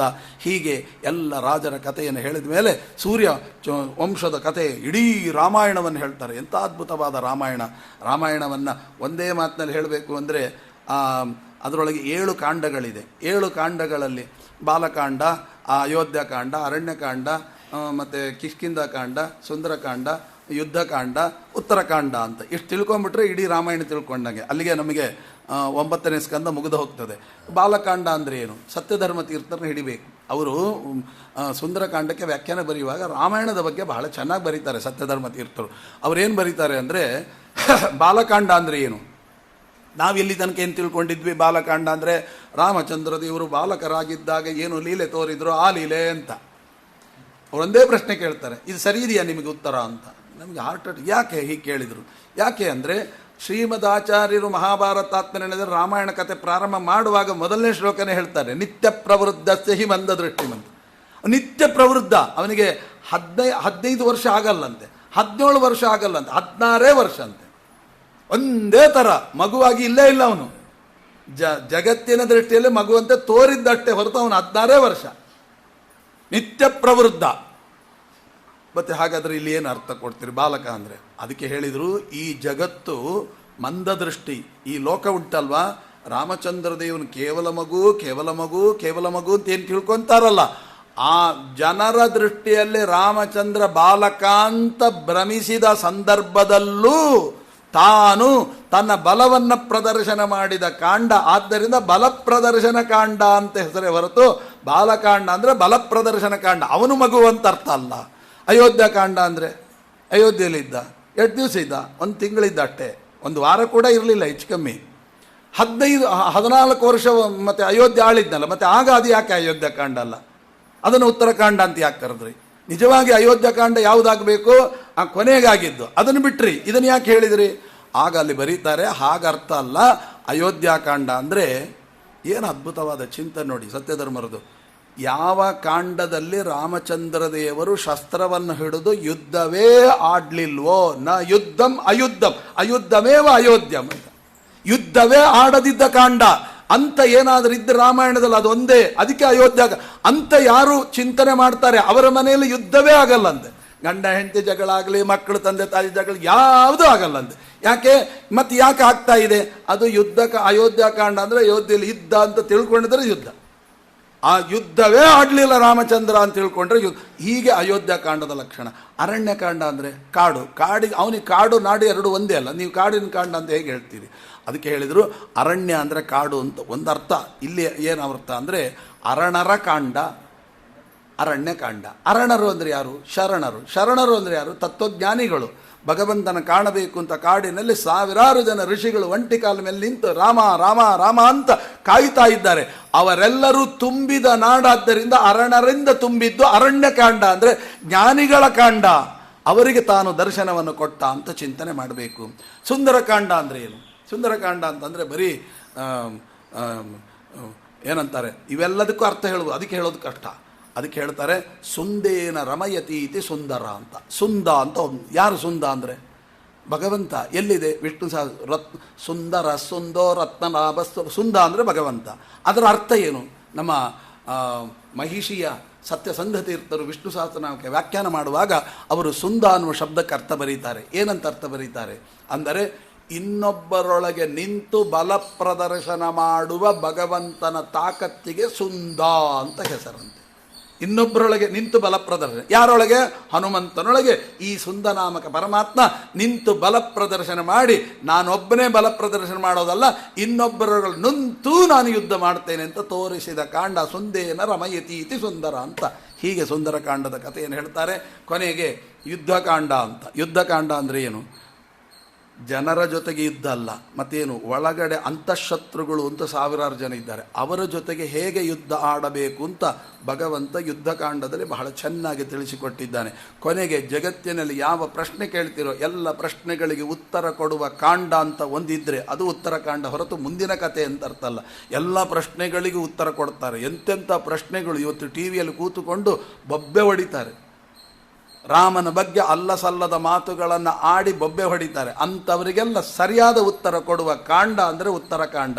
ಅದನ್ನು ಓದಿರಲ್ಲ, ಅರ್ಧಂಬರ್ಧ ಓದ್ಕೊಂಡು ಮಾತಾಡ್ತಾರೆ.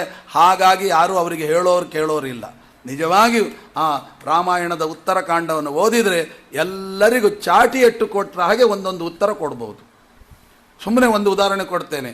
ರಾಮಚಂದ್ರ ದೇವರು ಸೀತೆಯನ್ನು ರಾವಣನ ಜೊತೆಗೆ ಯುದ್ಧವನ್ನು ಆಡಿದ ನಂತರ ಸೀತೆಯನ್ನು ತಂದು ಬಿಟ್ಟು ಏನು ಮಾಡಿದ? ಸ್ವೀಕಾರ ಮಾಡು ಅಂದರೆ ಅವಳು ಪವಿತ್ರಳಾಗಿದ್ದಾಳ ಅಂತ ಡೌಟು. ಆಗ ಏನು ಮಾಡಿದರು? ಅಗ್ನಿಪ್ರವೇಶವನ್ನು ಮಾಡಿಸಿದರು. ಅಗ್ನಿಪ್ರವೇಶವನ್ನು ಮಾಡಿಸಿ ಆಮೇಲೆ ಪರಿಶುದ್ಧಳಾಗಿದ್ದಾಳೆ ಅಂತ ಗೊತ್ತಾದ ಮೇಲೆ ಸ್ವೀಕಾರ ಮಾಡಿದ.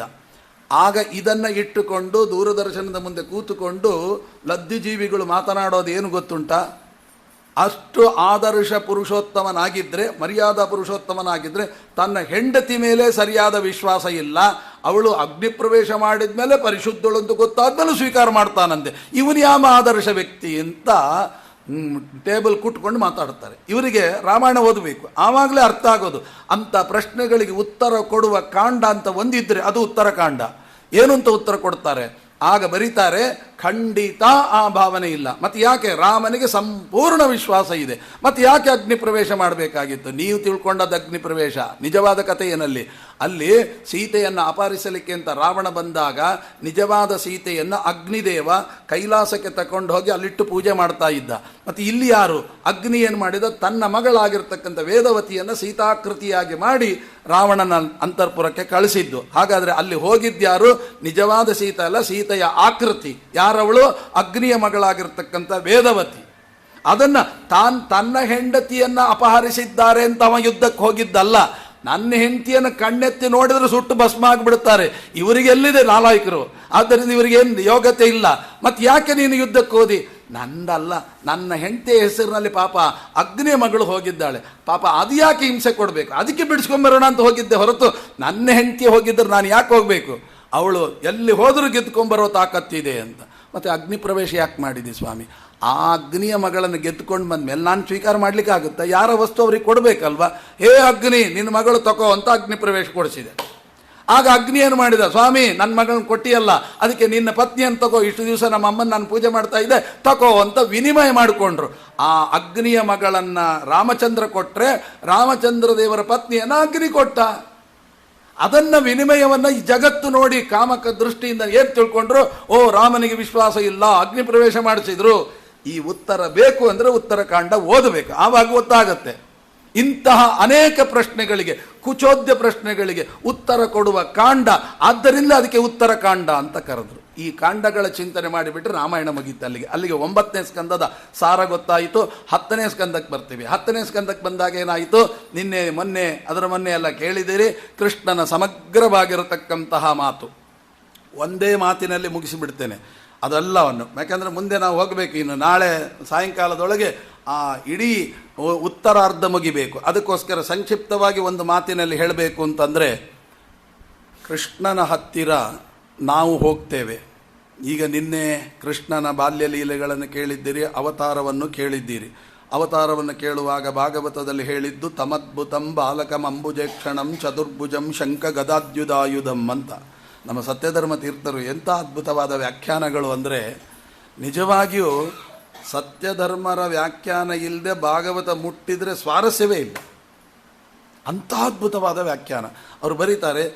ಕೃಷ್ಣ ಅವತಾರ ಮಾಡುವಾಗ ಕನ್ನಡದ ಅರ್ಥ ಇಷ್ಟೇ, ಏನು ಅದು ಅದ್ಭುತವಾಗಿದ್ದಂಥ ಮಗು. ಯಾಕೆ? ಬಾಲಕನಾಗಿದ್ದಾನೆ, ಅಂಬುಜೇಕ್ಷಣ ಕಮಲದಂತೆ ಕಣ್ಣುಳ್ಳವನಾಗಿದ್ದಾನೆ, ಚತುರ್ಭುಜ 4 ಭುಜಗಳನ್ನು ಧರಿಸಿದ್ದಾನೆ, ಪೀತಾಂಬರಂ ಹಾರ್ದ ಪಯೋಧ ಸೌಭಗಂ ಪೀತಾಂಬರ ಹಾರ ಕಿರೀಟ ಎಲ್ಲ ಧರಿಸಿದ್ದಾನೆ. ಆದ್ದರಿಂದ ಅದ್ಭುತ. ಏನು ಸ್ವಾರಸ್ಯ ಅನಿಸಲಿಲ್ಲ. ಯಾಕೆ ಗೊತ್ತಾ? ಸತ್ಯಧರ್ಮ ತೀರ್ಥ ನನಗೂ ಕೂಡ ಗೊತ್ತಿಲ್ಲ. ಈ ಥರ ಹೇಳಿದರೆ ಅದ್ಭುತ ಅಂತ ನಾವು ತಿಳ್ಕೊಂಡಿದ್ವಿ. ಸತ್ಯಧರ್ಮ ತೀರ್ಥ ತಲೆ ನಿಮ್ಮದು, ಏನು ಅದ್ಭುತ ಇದೆ ಅದರೊಳಗೆ? ಅಲ್ರಿ ಮಗು, ಮೊದಲನೇ ಕಾರಣ ಏನು ಕೊಟ್ರಿ? ಬಾಲಕನಾದರೆ ಅದು ಅದ್ಭುತವ? ಎಲ್ಲ ಮಕ್ಕಳು ಹುಟ್ಟಿದಾಗಲೇ ಇಷ್ಟೇ ಉದ್ದ ಇರೋದು, ಚೋಟು ಉದ್ದ ಇರ್ತವೆ, ಇಷ್ಟುದ್ದ ಇರ್ತವೆ, 1 ಮೊಳ. ಎಲ್ಲರೂ ಮಕ್ಕಳು ಹಾಗೆ. ಎಲ್ಲ ಮಕ್ಕಳು ಹುಟ್ಟುವಾಗ ಯಾವ ಆಕಾರದಲ್ಲಿ ಇದ್ವೋ ಅದೇ ಆಕಾರದಲ್ಲಿ ಈ ಮಗು ಇದ್ದರೆ ನಿಮಗೇನು ಅದ್ಭುತ? ಅದರಲ್ಲಿ ಏನು ಅದ್ಭುತ ತಗೊಂಡ್ರಿ? ನೋಡಿ, ಸತ್ಯಧರ್ಮ ತೀರ್ಥರು ಹೇಳ್ತಾರೆ ಅದರಲ್ಲಿ ಅದ್ಭುತ ಇದೆ. ಏನದು? ಬಾಲಕನಾದ್ದರಿಂದ ಅದ್ಭುತ ಅಂತ ನಾವು ಹೇಳಲೇ ಇಲ್ಲ.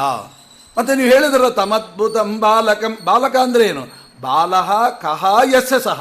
ಇಡೀ ಜಗತ್ತನ್ನು ಸೃಷ್ಟಿ ಮಾಡೋರು ಯಾರು? ಜಗತ್ ಪಿತಾಮಹ ಯಾರು? ಬ್ರಹ್ಮದೇವರು. ಆ ಬ್ರಹ್ಮದೇವರು ಈ ಮಗುವಿನ ಮಗನಂತೆ. ಬಾಲಹ ಕಹ, ಅಂದ್ರೆ ಬ್ರಹ್ಮದೇವರು. ಆ ಬ್ರಹ್ಮದೇವರು ಕೂಡ ಈ ಮಗುವಿನ ಬಾಲನಂತೆ. ಆದ್ದರಿಂದ ಅದ್ಭುತ. ಇದೇ ಇಟ್ಟುದ ಇದೆ. ಇಡೀ ಜಗತ್ತನ್ನು ಸೃಷ್ಟಿ ಮಾಡುವ ಬ್ರಹ್ಮದೇವರಿಗೆ ಅಪ್ಪ ಅಂತ ಇದು ಏನಾದ್ರು ನಂಬಲಿಕ್ಕೆ ಸಾಧ್ಯ ಉಂಟಾ? ಆದ್ದರಿಂದ ಅದ್ಭುತ ಅಂತ ನೋಡಿ, ಕಾಣೋದೇ ಬೇರೆ ಅವರು. ಇನ್ನು ಅಂಬುಜೇಕ್ಷಣ ಅಂದರು, ಕಮಲದಂತೆ ಕಣ್ಣು ಆಶ್ಚರ್ಯ ಆಗ್ತದ ನಿಮಗೆ? ಇನ್ನು ದೋಷ ಅದು. ಯಾಕೆ ಹೇಳಿ? ಆ ಕಮಲ ನೋಡಿ ಬೆಳಿಗ್ಗೆ ಅರಳಿರ್ತದೆ, ಸಾಯಂಕಾಲ ಆದಮೇಲೆ ಮುದುಡುತ್ತೆ. ಹಂಗಾರೆ ನಮ್ಮ ದೇವ್ರ ಕಣ್ಣು ಕೂಡ ಬೆಳಿಗ್ಗೆ ಮಾತ್ರ ಅರಳಿರ್ತದೆ, ಸಾಯಂಕಾಲ ಆದರೆ ಮುದುಡುತ್ತೆ ಅಂತ ನೀವು ದೋಷಾರೋಪಣೆ ಮಾಡಿದಾಗ ಆಯ್ತಲ್ಲ. ಕಮಲದಂತೆ ಕಣ್ಣು ಅಂತ ಹೇಳಿದರೆ ಸಾಕಾಗೋದಿಲ್ಲ, ಏನು ಮಾಡ್ತೀರಿ ಅಂತ. ಆಗ ಹಾಗಾದ್ರೆ ಸ್ವಾಮಿ ನೀವು ಅಂಬುಜೇಕ್ಷಣ ಅನ್ನೋದಕ್ಕೆ ನೀವೇನು ಅರ್ಥ ಮಾಡ್ತೀರಿ? ನಾನು ಬೇರೆನೇ ಅರ್ಥ ಮಾಡ್ತೀನಿ. ಈ ಥರ ದೋಷ ಬರುವ ಅರ್ಥ ನಾವು ಮಾಡೋದೇ ಇಲ್ಲ ಅಂದರು. ಮತ್ತೆ ಏನು ಅರ್ಥ ಮಾಡ್ತೀರಿ? ಅದಕ್ಕೆ ಹೇಳ್ತಾರೆ ಅಂಬುಜ ಅಂದರೆ ಏನು ಗೊತ್ತಾ? ಕಮಲ ಅಂತ ಒಂದು ಬಿಡಿ. ಇನ್ನೊಂದೇನು? ಅಂಬು ಅಂದರೆ ನೀರು ಅಂತ ಅರ್ಥ. ಜ ಅಂದರೆ ಹುಟ್ಟೋದು. ಅಂಬುನಾ ಜಾಯಂತೆ ಅಸ್ಮಾತಿತೆ ಅಂಬುಜ. ನೀರಿನಿಂದ ಹುಟ್ಟಿದ್ದು. ನೀರಿನಿಂದ ಯಾವುದು ಹುಟ್ಟಿತು? ಈ ನೋಡಬೇಕು, ಹುಣ್ಣಿಮೆ ಚಂದ್ರ ಸಮುದ್ರದಲ್ಲಿ ರಾತ್ರಿ 12 ಗಂಟೆಗೆ ಹಿಂಗೆ ಹುಟ್ಟಿ ಬರ್ತಾನೆ. ಅಂದರೆ ನೀರಿನಿಂದ ಹುಟ್ಟಿದ ಯಾವ್ದು ಚಂದ್ರ. ಇನ್ನೊಂದಿದೆ ಅಂಬೂನಿ ಜಾಯಂತೆ ಅಸ್ಮಾನ್, ಅಂದರೆ ತೃತೀಯ ವಿಭಕ್ತಿ. ತೃತೀಯ ವಿಭಕ್ತಿಗೆ ಏನರ್ಥ ಅಂದರೆ ನೀರು ಯಾವುದರಿಂದ ಹುಟ್ಟಿತು. ಸಮುದ್ರದ ನೀರನ್ನು ಸೂರ್ಯದೇವರು ಆವಿಯನ್ನಾಗಿ ತಗೊಂಡು ಭೂಮಿಗೆ ಮತ್ತೆ ಸುರಿಸ್ತಾನೆ, ಸಿಹಿ ನೀರು ಮಾಡಿ. ಹಾಗೆ ನೀರು ಯಾವುದರಿಂದ ಹುಟ್ಟಿತು? ಈಗ ನಮಗೆ ಸೂರ್ಯನಿಂದ ಹುಟ್ಟಿತು. ಅಂಬುಜ ಅಂದರೆ ಎರಡಾಯ್ತು, ಈಗ ಸೂರ್ಯ ಚಂದ್ರ. ಈ ಕ್ಷಣ ಅಂದರೆ ಕಣ್ಣು. ಇಡೀ ಜಗತ್ತಿಗೆ ಬೆಳಕನ್ನು ಕೊಡತಕ್ಕಂಥ ಸೂರ್ಯ ಚಂದ್ರರೇ ಈ ಮಗುವಿನ 2 ಕಣ್ಣಂತೆ. ಆದ್ದರಿಂದ ಅದ್ಭುತ. ಇಡೀ ಜಗತ್ತಿಗೆ ಬೆಳಕುವ ಸೂರ್ಯ ಚಂದ್ರೆಯಲ್ಲಿ ಈ ಮಗುವಿನ ಚೋಟುದ್ದ ಮಗುವಿನ 2 ಕಣ್ಣುಗಳು ಅಂದರೆ ಯಾರಿಗೆ ನಂಬಲಿಕ್ಕಾಗುತ್ತೆ? ಆದ್ದರಿಂದ ಅದ್ಭುತ. ಅಂಬುಜ ಕ್ಷಣ ಅಂದರೆ ಸೂರ್ಯಚಂದ್ರ ಕಣ್ಣು. ಅಥವಾ ಇನ್ನೊಂದು ಅರ್ಥ ಹೇಳ್ತಾರೆ, ಏನು? ಅಂಬುನಾ ಜಾಯಂತೆ ಅಸ್ಮಾನ್ ಆಯಿತು. ಇನ್ನು ಏನು ಗೊತ್ತುಂಡ? ಅಂಬುಜ ಅಂದರೆ ಅಂಬುಜಾಯಾಮ್ ಈಕ್ಷಣೆ. ಸತ್ಯಧರ್ಮದ ಅಂಬುಜಾಯಾಮ್ ಈಕ್ಷಣೆ ಅಂದರೆ ಏನು?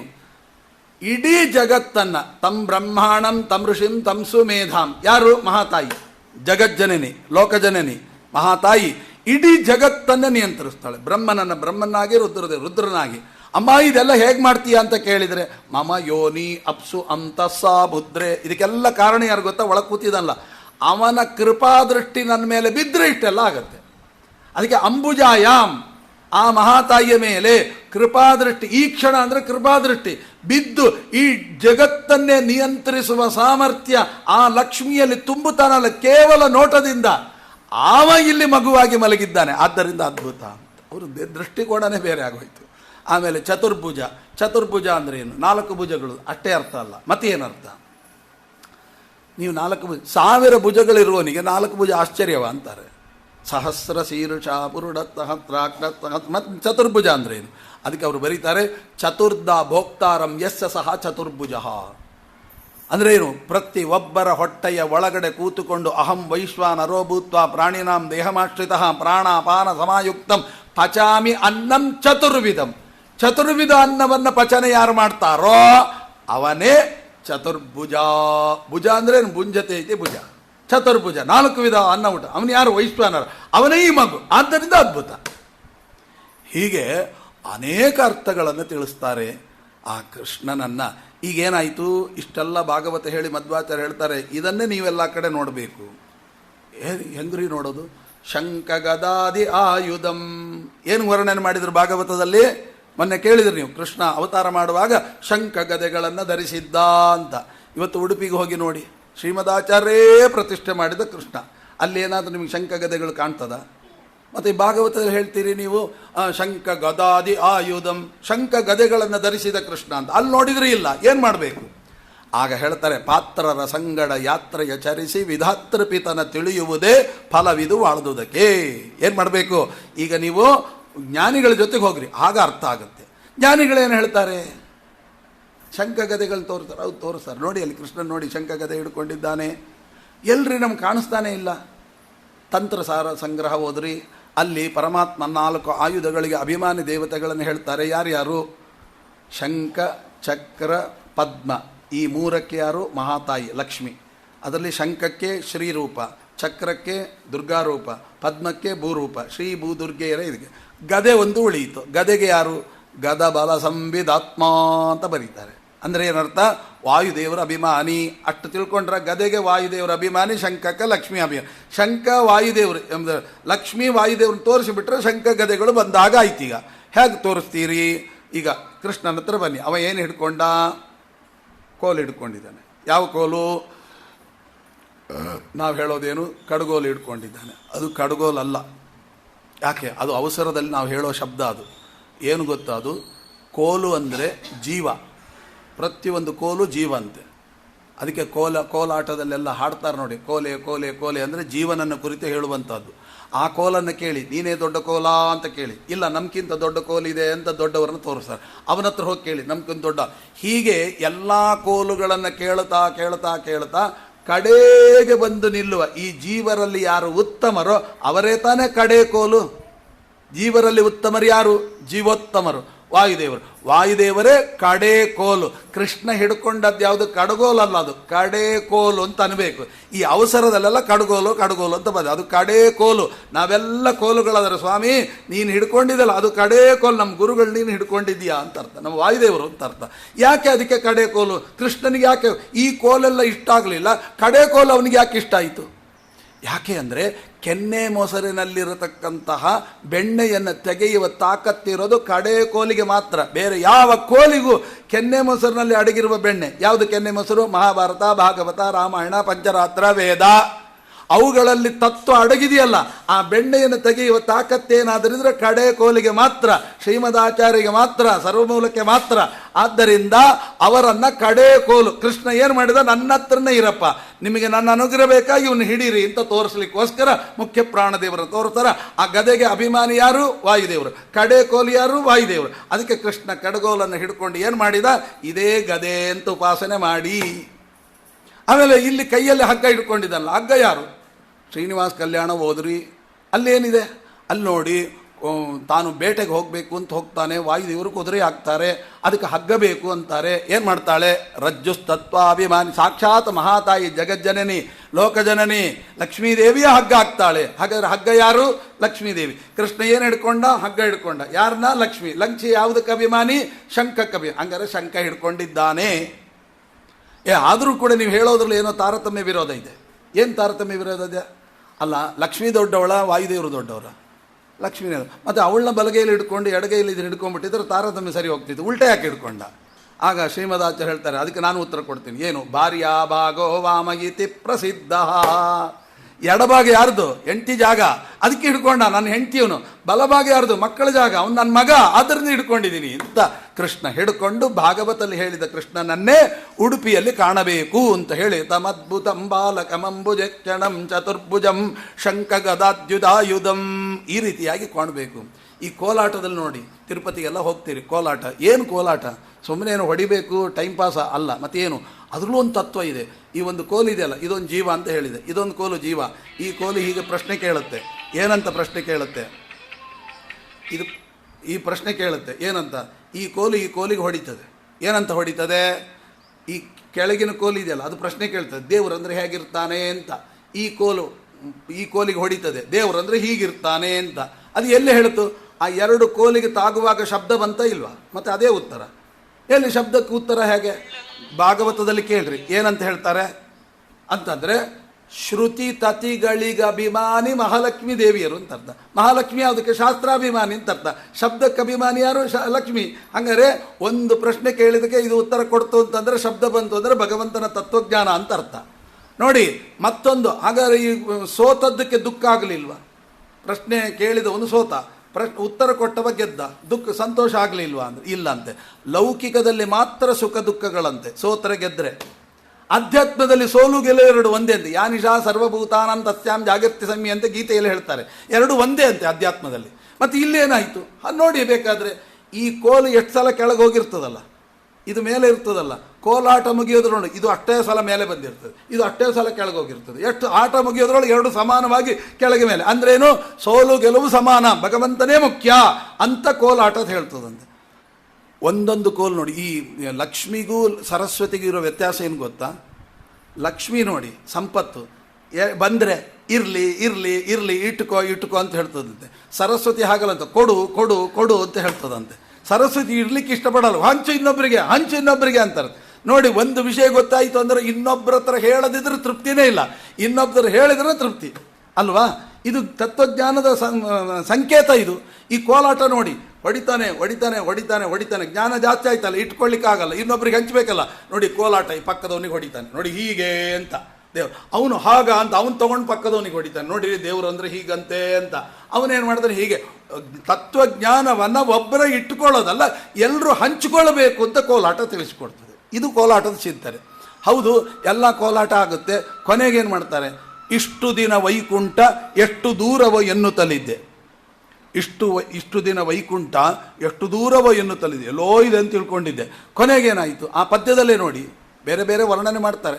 ಕೊನೇ ಪದ್ಯ ನೋಡಿ, ಅದರೊಳಗೆ ಏನು ಗೊತ್ತಾ? ಭಾಗವತರ ಸಮ್ಮೇಳವ ಕಂಡೆ ಇದೇ ವೈಕುಂಠ ಅಂತಾರೆ. ನೋಡಿ, ವೈಕುಂಠ ಅಂದ್ರೇನು? ಭಾಗವತರ ಸಮ್ಮೇಳ. ಕೋಲಾಟ ನೋಡಿ, ಎಲ್ಲ ಇವನು ಅವನಿಗೆ ಹೊಡೆದ, ಇವನಿಗೆ ಹೊಡೆದ, ಕೆಳಗೆ ಹೊಡೆದ, ಮೇಲೆ ಹೊಡೆದ, ಎಲ್ಲ ಆಯಿತು. ಕೋಲಾಟ ಮುಗಿಸೋದು ಹೇಗೆ ಗೊತ್ತಾ? ಆ ಕೋಲಾಟದಲ್ಲಿ ಎಲ್ಲ ಸೇರಿ ಮೇಲೆ ಹೊಡಿತಾರೆ ನೋಡಿ, ಎಲ್ಲ ಒಟ್ಟಿಗೆ ಹೊಡೆದುಕೊಳ್ಳೆ ಕೋಲಾಟ ಮುಗಿಯಿತು ಅಂತ ಅಲ್ವಾ? ಏನದ? ಒಂದೊಂದು ಕೋಲು ಭಗವಂತನ ತತ್ವವನ್ನು ತಿಳಿದ್ರೆ ಭಾಗವತರಾದ್ರ ಇಲ್ವಾ? ಒಂದೊಂದು ಕೋಲುಗಳು ಭಾಗವತರಾದ್ರಲ್ವಾ? ಈ ಎಲ್ಲ ಕೋಲುಗಳು ಭಾಗವತರಾದರೆ ವೈಕುಂಠ ಯಾವುದು? ಭಾಗವತರ ಸಮ್ಮೇಳ. ಎಲ್ಲ ಕೋಲು ಒಟ್ಟಿಗೆ ಆಯಿತು ಅಂದರೆ ಭಾಗವತರ ಸಮ್ಮೇಳ, ಇದೇ ವೈಕುಂಠ. ಅಷ್ಟರೊಳಗೆ ತಿರುಪತಿ ಹತ್ತು ಬಿಟ್ಟಿರ್ತೀವಿ, ಶ್ರೀನಿವಾಸನ ದರ್ಶನ ಆಗೋಗಿರ್ತದೆ. ಈ ಅನುಸಂಧಾನದಿಂದ ಕೋಲಾಟವನ್ನು ಮಾಡಬೇಕು ಅಂತ ಅನ್ನುವ ಚಿಂತನೆಯನ್ನು ಕೃಷ್ಣ ಕಡಗೋಲನ ಕೈಯಲ್ಲಿ ಹಿಡ್ಕೊಂಡು ತೋರಿಸ್ತಾನೆ ಅಂತ ಚಿಂತನೆ ಮಾಡಬೇಕಂತೆ. ಹೀಗೆ ಕೃಷ್ಣನ ಅವತಾರದೊಳಗೆ ಇಷ್ಟ ಅನುಸಂಧಾನ. ಪೂತನ ಜೀವಿತಹಾರಿ ಶಕಟಾಸುರ ಭಂಜನ ತೃಣೀಕೃತ ತೃಣಾವರ್ತ ಯಮಲಾರ್ಜುನ ಭಂಜನ ತೃಣೀಕೃತ ತೃಣಾವರ್ತ ಯಮಲಾರ್ಜುನ ಭಂಜನ. ಒಂದ ಎರಡ ನಮಗೆ ಏನು ಅನಿಸಲ್ಲ. ಕೃಷ್ಣ ಅವತಾರ ಮಾಡಿದ ಮೇಲೆ ಪೂತನೆಯನ್ನು ಕೊಂದ, ಶಕಟಾಸುರನ ಕೊಂದ. ನಮ್ಗೆ ಪ್ರಶ್ನೆ ಬರ್ತದೆ ಇಲ್ಲೋ? ಆ ದೇವರು ವೈಕುಂಠದಲ್ಲಿ ಕೂತ್ಬಿಟ್ಟು ಹೇ ಪೂತನೆ ಸತ್ಯ ಹೋಗು ಅಂದರೆ ಸತ್ತೋಗ್ತಿದ್ಲು, ಹೇ ಶಕಟಾಸುರ ಸತ್ತೋಗೋದ್ರೆ ಸತ್ತೋಗ್ತಿರ್ಲಿಲ್ವ? ಅದಕ್ಕೋಸ್ಕರ ಅವನು ಇಲ್ಲಿ ಬಂದು ಸರ್ಕಾಸು ಮಾಡಿ ಗೋಕುಲಕ್ಕೆ ಬಚ್ಚಿಟ್ಟುಕೊಂಡು ಅಲ್ಲಿಂದ ಬಂದು ಒಂದೊಂದೇ ಹೊಡೆದು ಕೊಲ್ಲಬೇಕಾಗಿತ್ತ? ಏನು ಕೃಷ್ಣನಿಗೆ ಇಷ್ಟು ಕಷ್ಟವ? ಆಗ ಶ್ರೀಮದ್ ಆಚಾರ್ಯ ಏನು ಅದ್ಭುತವಾದ ತತ್ವ ಬರೀತಾರೆ ಅಂದರೆ, ಕೊಂದಿದ್ರೆ ಅಲ್ಲೇ ಕೂತ್ಕೊಂಡು ಸತ್ತೋಗ್ರಿ ಅಂದರೆ ಸತ್ತೋಗ್ತಿದ್ರು. ಆದರೆ ಜ್ಞಾನಿಗಳಿಗೆ ಏನು ತಿಳ್ಕೊಂಡ್ರೆ, ಅಲ್ಲ ಪೂತನೆ ಸತ್ತೋದ್ಲಲ್ಲ, ಹೇಗೆ ಸತ್ತೋದ್ಲು ಗೊತ್ತಾ? ಏನು ಹೇಳ್ತಾರೆ? ಆಯುಷ್ಯ ಮುಗಿತು ಸತ್ತೋದ್ಲು ಅಷ್ಟೇ. ಏನೋ ಜ್ವರ ಬಂತು ಸತ್ತೋದ್ಲು, ಅಥವಾ ಯಾವನು ಹೊಡೆದ ಕೊಂದ, ಇಷ್ಟೇ ಆಗ್ತಿತ್ತು. ಪೂತನೆಯನ್ನು ಕೊದ್ದವ ಕೃಷ್ಣ ಅಂತ ಸಜ್ಜನರಿಗೆ ಗೊತ್ತಾಗ್ತಿತ್ತ? ಇಲ್ಲ. ಅದನ್ನು ತಿಳಿಸಲಿಕ್ಕೋಸ್ಕರ ನೋಡಿ, ಈಗ ನಾನು ಪೂತನೆಯನ್ನು ಕೊಲ್ತೇನೆ, ನನಗೆ ಮತ್ತೊಂದು ಹೆಸರುಂಟು, ಪೂತನೆಯನ್ನು ಕೊಂದವಾ ಅಂತ. ಅದು ಸಜ್ಜನರಿಗೆ ಪೂತನ ಜೀವಿತ ಹರಹ ಎಂಬ ಹೆಸರು ಕೃಷ್ಣನಿಗುಂಟು ಅಂತ ಸಜ್ಜನ ಸಮುದಾಯಕ್ಕೆ ಗೊತ್ತಾಗಬೇಕಾದರೆ ತಾನು ಇಲ್ಲಿಗೆ ಬಂದು ಪೂತನೆಯನ್ನು ಕೊಂದರೆ ಮಾತ್ರ ಸಜ್ಜನರಿಗೆ ಕೃಷ್ಣನಿಗೆ ಈ ಹೆಸರುಂಟು ಅಂತ ಗೊತ್ತಾಗ್ತವ್ರು. ಎಲ್ಲ ಗೊತ್ತಾಗ್ತಿರಲಿಲ್ಲ. ಅಲ್ಲದೆ ಸಾವಿರಾರು ಹೆಸರುಗಳಿರೋನಿಗೆ ಈ ಹೆಸರಿದ್ರೆ ಏನು ಬಿಟ್ಟರೆ ಏನು? ನಮಗೇನು ತಿಳ್ಕೊಂಡು ಏನಾಗಬೇಕಾಗಿದೆ ಅಂದರೆ, ಮೊದಲಿಗೆ ನಮ್ಮ ಜೀವನದಲ್ಲಿ ಆಗಬೇಕಾಗಿದ್ದು ಏನು ಗೊತ್ತಾ?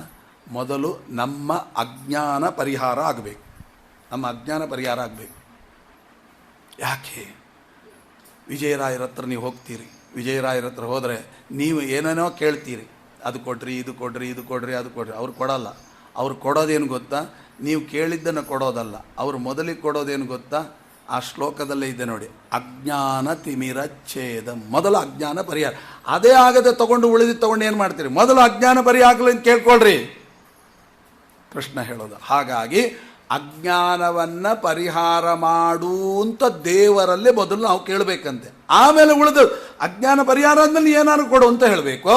ಅಜ್ಞಾನ ತಿಮಿರಚ್ಛೇದಂ, ಆಮೇಲೆ ಬುದ್ಧಿ ಸಂಪತ್ಪ್ರದಾಯಕಂ. ಇದು ಎಲ್ಲಿಂದ? ಕೃಷ್ಣನಿಂದ ಕಲ್ತದ್ದವರು ವಿಜಯರಾಯರು. ಹಾಗಾದ್ರೆ ಕೃಷ್ಣ ಏನು ಮಾಡ್ತಾನೆ? ಅಜ್ಞಾನ ಪರಿಹಾರ ಮಾಡ್ತಾನೆ. ಎಲ್ಲರಿ ಅಜ್ಞಾನ ಪರಿಹಾರ ಮಾಡ್ತಾನೆ ಅಂತಿದೆ? ಪೂತನೆಯನ್ನು ಕೊಂದಲ್ಲ, ಅದೇ ಅಲ್ಲ. ಪೂತನೆಯನ್ನು ಕೊಂದರೆ ಅಜ್ಞಾನ ಪರಿಹಾರ ಯಾಕೆ ಆಗಬೇಕು? ಅದಕ್ಕೆ ಹೇಳ್ತಾರೆ, ಪೂತನ ಅಂದರೆ ಏನು? ಸಂಸ್ಕೃತದಲ್ಲಿ ಪೂತ ಅಂದರೆ ಏನು? ಪವಿತ್ರ ಅಂತ ಅರ್ಥ. ಪೂತ ಅಂದ್ರೇನು? ಪವಿತ್ರ ಅಲ್ವಾ?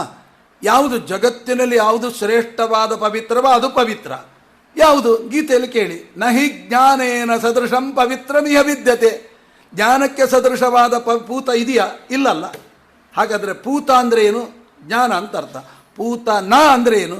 ಜ್ಞಾನ ಅಲ್ಲ ಅಂತ ಅರ್ಥ. ಜ್ಞಾನ ಅಲ್ಲದಿದ್ರೆ ಯಾವುದು? ಅಜ್ಞಾನ. ಅವನ್ನು ಕೊಲ್ತಾನೆ ಅಂದರೆ ಅಜ್ಞಾನ ನಾಶ ಮಾಡ್ತಾನೆ. ಪೂತನೆಯನ್ನು ಕೊಲ್ಲೋದು ಅಂದರೆ ಒಳಗಿರ್ತಕ್ಕಂಥ ಅಜ್ಞಾನವನ್ನು ನಾಶ ಮಾಡ್ತಾನೆ ಅಂತ ಅರ್ಥ, ಒಳಗಿರೋ ತತ್ವ.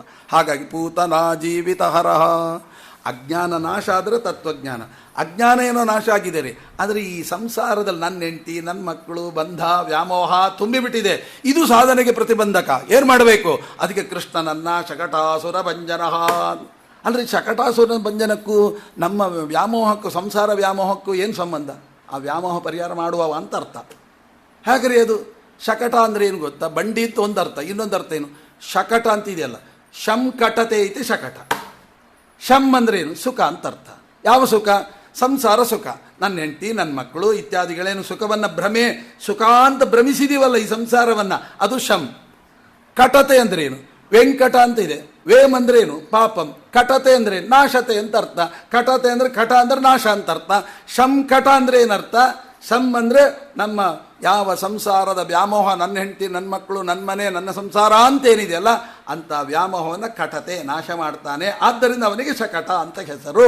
ಬಂಡಿಯ ರೂಪದಲ್ಲಿರ್ತಕ್ಕ ದೈತ್ಯನ ಕೊಲ್ಲುವ ಮುಖಾಂತರ ಈ ರೀತಿಯಾದ ಹೆಸರನ್ನು ಇಟ್ಟುಕೊಂಡ. ಇದೆಲ್ಲ ಆಯ್ತು ರೀ, ವ್ಯಾಮೋಹನೂ ಆಯಿತು, ಭಾಗವತ ಕೇಳಲಿಕ್ಕೂ ಬರ್ತೀವಿ, ಭಗವಂತನ ರಾಮದೇವ್ರ ಪೂಜಾ ನೋಡಲಿಕ್ಕೂ ಬರ್ತೀವಿ.